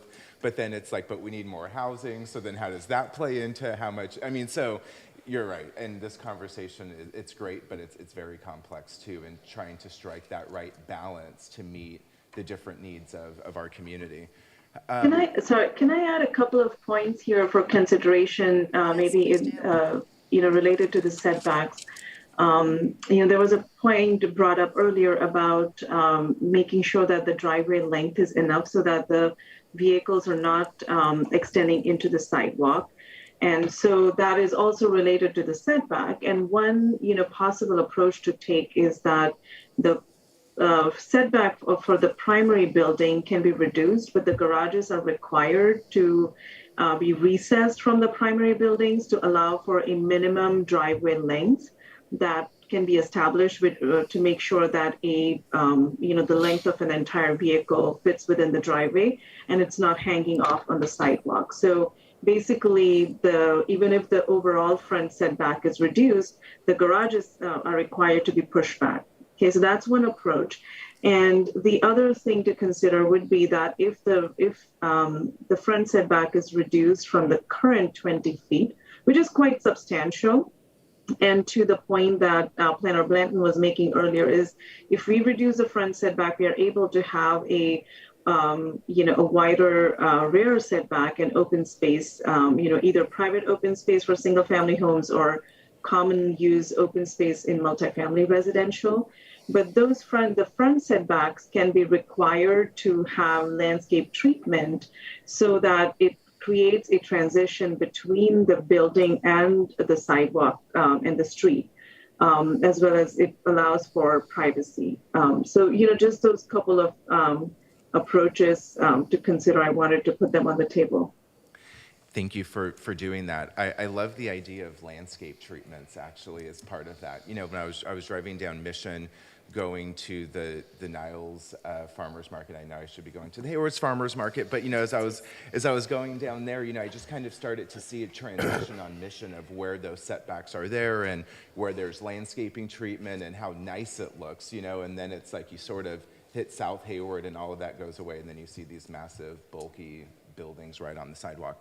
So, okay, also building height, I'm okay with, increasing the building height if we have architectural variation, like I said, between the buildings, the roof line, and the lightings in the same neighborhoods. Open space and greenery between buildings is really important, and I appreciate the consultant, bringing that up as a method by which we could achieve this balance of perhaps reducing the setbacks, but also masking the building from the street so it doesn't look so bulky. As far as architectural styles, I support the diversity of the architectural styles that are in the report, but I want to ensure that we prevent, like Councilmember Roche was saying, kind of this bait and switch feeling almost in some of these developments where we think we're approving one thing and then the actual construction is something else. So some type of like I said, some of the architectural design on Mission seems quite boxy and doesn't look too diverse, although that wasn't our initial intention when we had approved it on the Planning Commission. So just wondering, how we can build in some objective standards to prevent that from happening. Building mass, I think we talked about this with setbacks and a variation in building forms and other type of treatments so that the buildings don't look so massive. We want to make sure that these developments are attractive from the street view, so anything that we can add to ensure that, I think, is really important. Same thing with building frontages. I support, I think that the ground floor design is critical, and I'm comfortable with minimum ground floor heights for non-residential uses. I think it breaks up the building nicely. We need standards for the entrances, lighting, and seating so that I think, we can achieve it in some sort of artistic way through a combination of, shadows and lights that can showcase features and forms in these buildings. Open space is pretty big for me too. I really, advocate for this, and I did on Thursday night as well. I'm open to a variety of options to ensure that we have well-designed public and private open space. I think open space is essential, especially as we continue to build a variety of developments and as we build more dense developments. I think it's important to prioritize that open space and strike the right balance. I know our current standards are kind of more of for a suburban area, but I think, like I said earlier, finding that balance is going to be important, because I'm not sure that setbacks should count for open space until we agree on what usable and well-designed setbacks are. So I don't support reducing setbacks as a trade-off to open space at this time. I think, like I said, we need both, and striking that balance is going to be important. I do support at least 50 feet of private open space per dwelling. I think that makes a lot of sense. And I support increased building heights for roof gardens and other open space designs that you've heard from my colleagues on the dais today. As it relates to lighting and landscaping, I think well-lit buildings and good landscaping gives us all a sense of pride in Hayward and a sense of safety. So I would recommend, so I support all of the recommendations in this area, especially requiring landscaping and planting on front setbacks, as I had mentioned. As it relates to parking garage design, can we set some sort of design standard for underground parking in multifamily developments, or is that just not feasible? That's a good question. We talked about this more at Planning Commission. A lot of the analysis that we did as part of this report that you read was for our RM and RH zoning districts. So right now that allows for a max between the two of a density of 34.8 dwelling units per acre and a maximum of 40 feet in height, which effectively limits buildings to 3 stories. Developments at those densities, subterranean parking and even podium parking just does not pencil. I worked on the park impact fee analysis a few years ago, and we did a very detailed residual land study as part of that project, and we found that our margins with multifamily development are razor thin. And this was back in 2019, so this was before we even ran into, the recession and kind of the more recent struggles that we've had. So the reality of the situation is you need kind of a certain density, and you need to be in a certain location downtown. Some places in Mission Boulevard can achieve those densities to really make that feasible, or you have a really large site, and then that makes more sense. But in some of these smaller missing middle type sites, it's not to say that we wouldn't allow it. It's not to say that we wouldn't have standards around it. It's to say that we are not experiencing developers able to include that type of parking in their design. So I would say it wouldn't be something that we would require, but we could look at if there's incentives or just design standards or something. Maybe more points for underground. Exactly. Or parking stackers, like if you're including any things like that. It's something we can look at, but I would say we would be hard pressed to require it. Got it. And my final comments are, I agree with my colleagues around, a variety of colors and textures to be included. Making that as objective as we can without being overly prescriptive, I think, is important. And I mentioned this several times, but just to kind of underscore Councilmember Zermenios, trees are very important. And Councilmember Roche, I guess if I say that enough times, it'll just start rolling off my tongue. Public art, I think, is super important for these projects too, so any kind of standards around that. And thank you so much for hearing my input again tonight.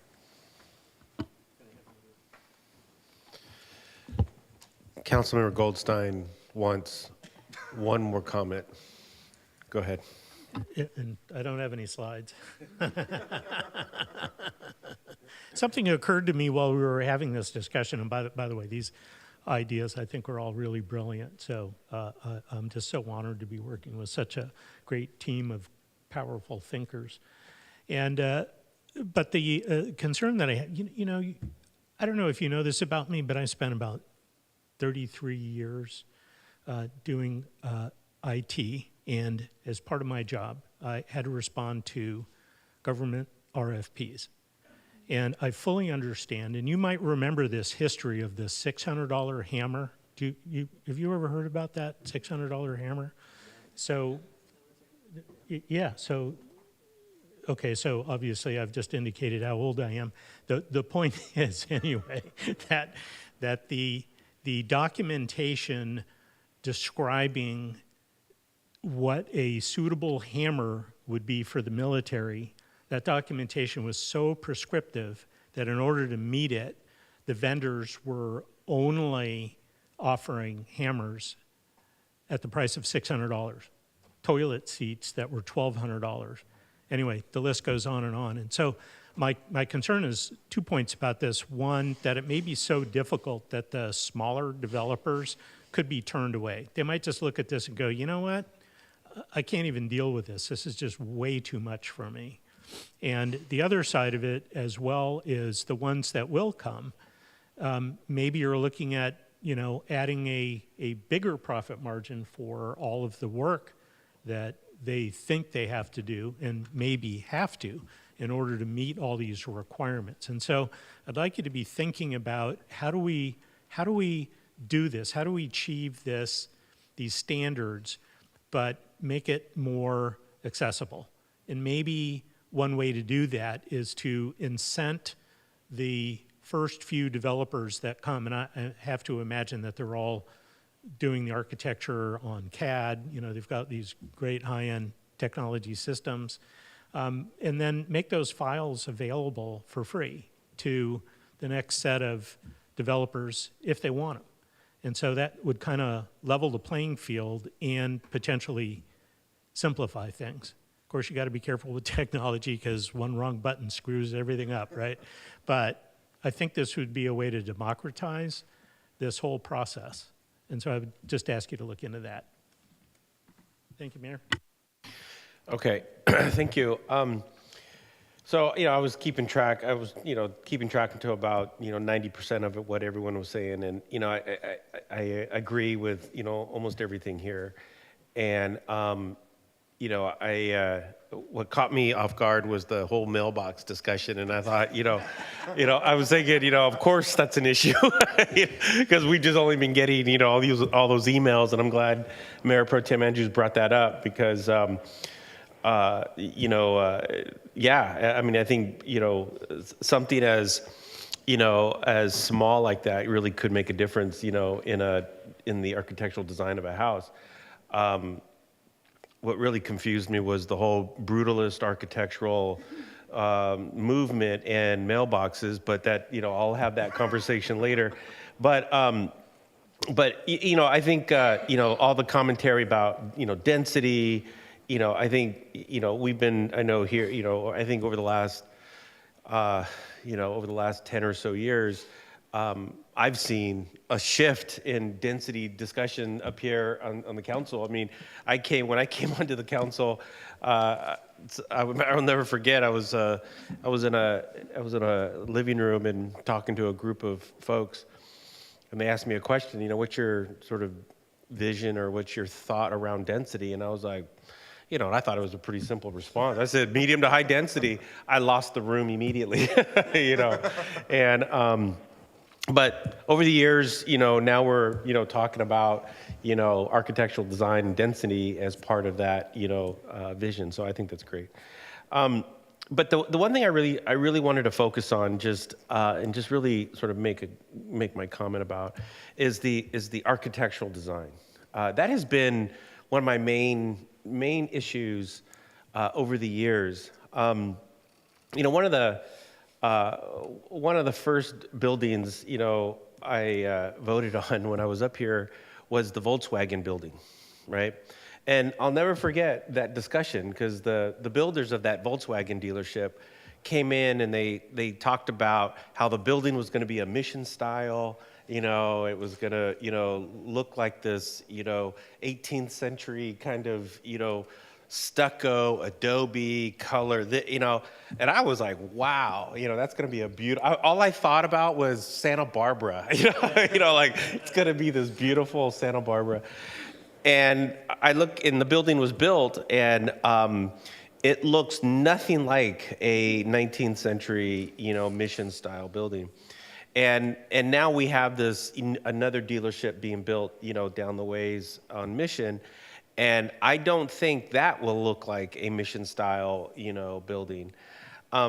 So my point is that, I drive through cities like Santa Barbara. I drive through cities, this past week I was up at Calistoga. You drive through some of these cities where the architectural design in these cities are beautiful, and I look at sort of what we're getting, and the work that we've been approving, even up here over the last few years. We just haven't been able to get the architectural design that we want, right? And I wrote variety versus harmonious.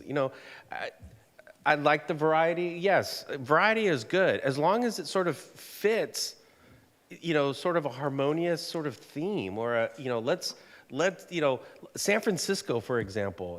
They have the San Francisco stick. And I mean, we all know what a San Francisco stick looks like. It's got the bay window. Sometimes it's got two, or the one on top and the one on the other. And these are beautiful homes that people have been able to renovate over the years. And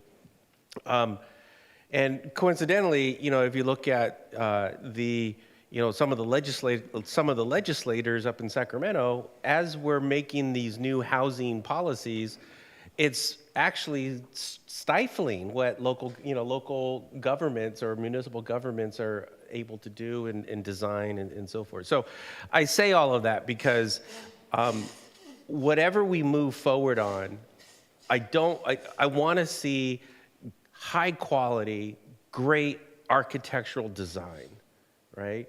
And I understand we don't want to prescribe it or make it so prescriptive that it deters good developers coming.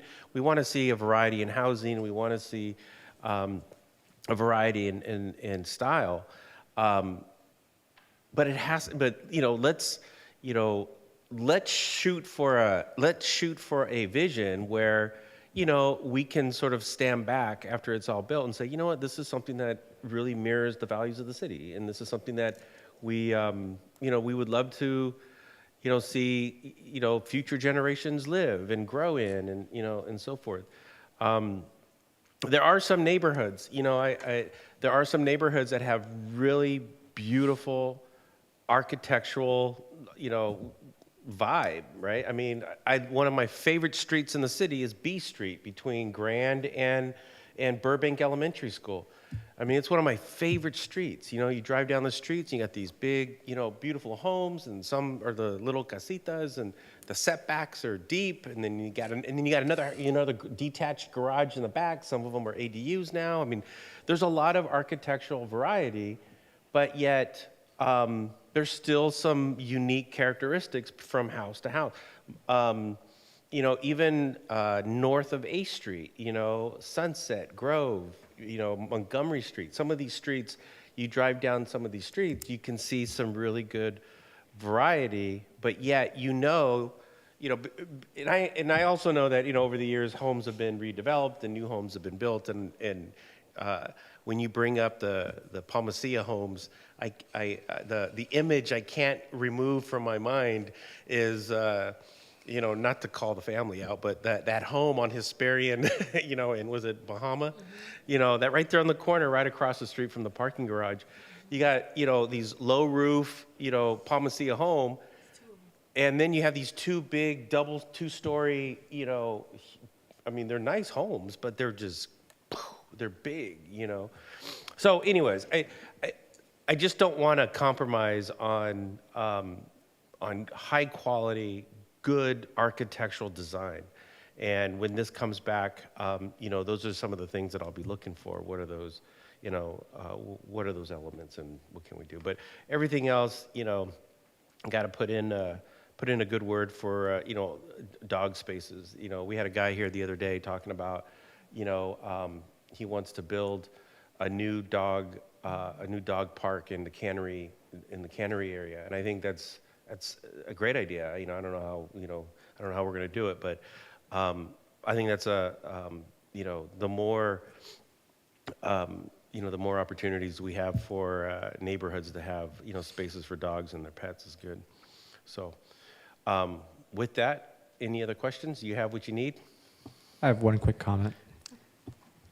Yes. Yes, go ahead. I just would never forgive myself if I didn't bring this up. As part of the design standards, fonts, just let's mix it up a little bit. We're using this like really narrow, like Helvetica or Arial for every project, and we got to mix it up a little bit. So I just want to throw that out there. I feel very strongly about this. Thank you. Out of curiosity, do you have any favorite fonts that you like to work with? We can talk. It's not papyrus. I'll forgo the Comic Sans jokes. You know, we can talk about this later. But Comic balloon. Yeah. Okay. But I just needed to get that off my chest. Thank you. Thank you. And just for the record, I think Councilmember Syrup and I are the only two council members that actually watched the 2.5-hour documentary on the genesis of Helvetica font. As did I. As did you. Good. So yeah. I watched it. I have a lot of respect for Helvetica. Don't get me wrong. I just want some variety. It's a little one note. Okay, we'll look Yes. into that. This has been very helpful. As you said, Mayor, there's a lot of topics that came up tonight that we hadn't thought about yet. Mailboxes being one, different things. Some of these things that it came up tonight, we'll have to go back to the drawing board and be creative. You know, things like bikes and intersections, things that are on private property we can control with zoning standards, things that are on public rights of way, we can't as much, but we can still be creative and think about frontages and safety and security and what makes sense to include as part of this project. I'll also just say, our next step, we've come to you several times. That's kind of how we like to work as staff, to have lots of checkpoints. Our next checkpoint, we're gonna come to you with some draft standards in Redline. They're not gonna be 100% of the way there. We're gonna kind of, work through 70, 80% and say, okay, here's our first pass. How are we doing? And then you'll have more opportunity to weigh in once you see some of these specifics in language. Are these the right point systems? Are we incorporating this feedback that you gave us tonight in the right way? And if not, we'll get your feedback. We'll have, some time to adjust it while you're on recess, and then we'll come back to you with revised documents for adoption. So we have plenty of food for thought. We'll look into all of these ideas, and we'll bring you back some updates in a couple months. Thank you very much to both of you, and to Ms. Nakar. Thank you very much, and we'll look forward to the reports coming to us. Thank you.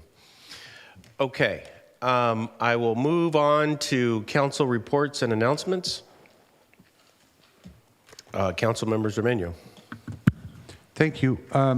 Let's see, 3 quick announcements. So this Saturday, we do have a lid hop in English, but there is a Spanish component at 4 o'clock at El Pájaro Sucio, which is the dirty bird. So it will be led by me. So come on over. Let's see. Also, we finally have a Hayward Sister City corner in the library up in the 3rd floor where you can check out books of the 5 Hayward Sister Cities. This past Saturday, we went in and donated the books from Arandas, Jalisco. This is good for our youngsters so they know where to visit outside of Hayward.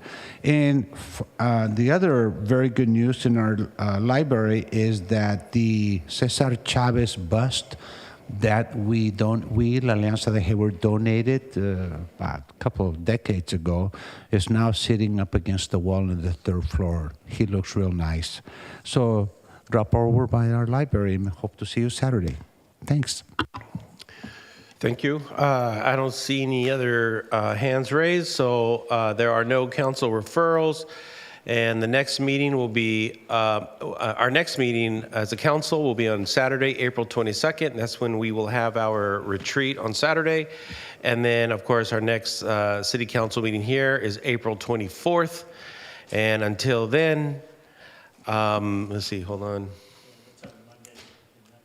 Yeah, April 24th is Monday, and that's when we'll have a joint meeting with HARD. And then, let's see.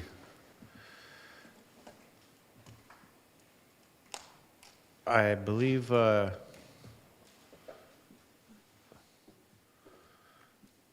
I believe that's it, right? Well, Madam City Clerk?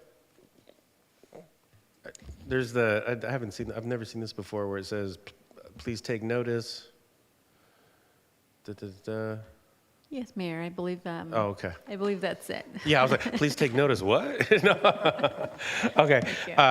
Thank you very much. And again, just one last word. Just wanted to congratulate Councilmember Bonilla Welcome aboard, and I look forward to working with you. Meeting adjourned. Good meeting, everybody.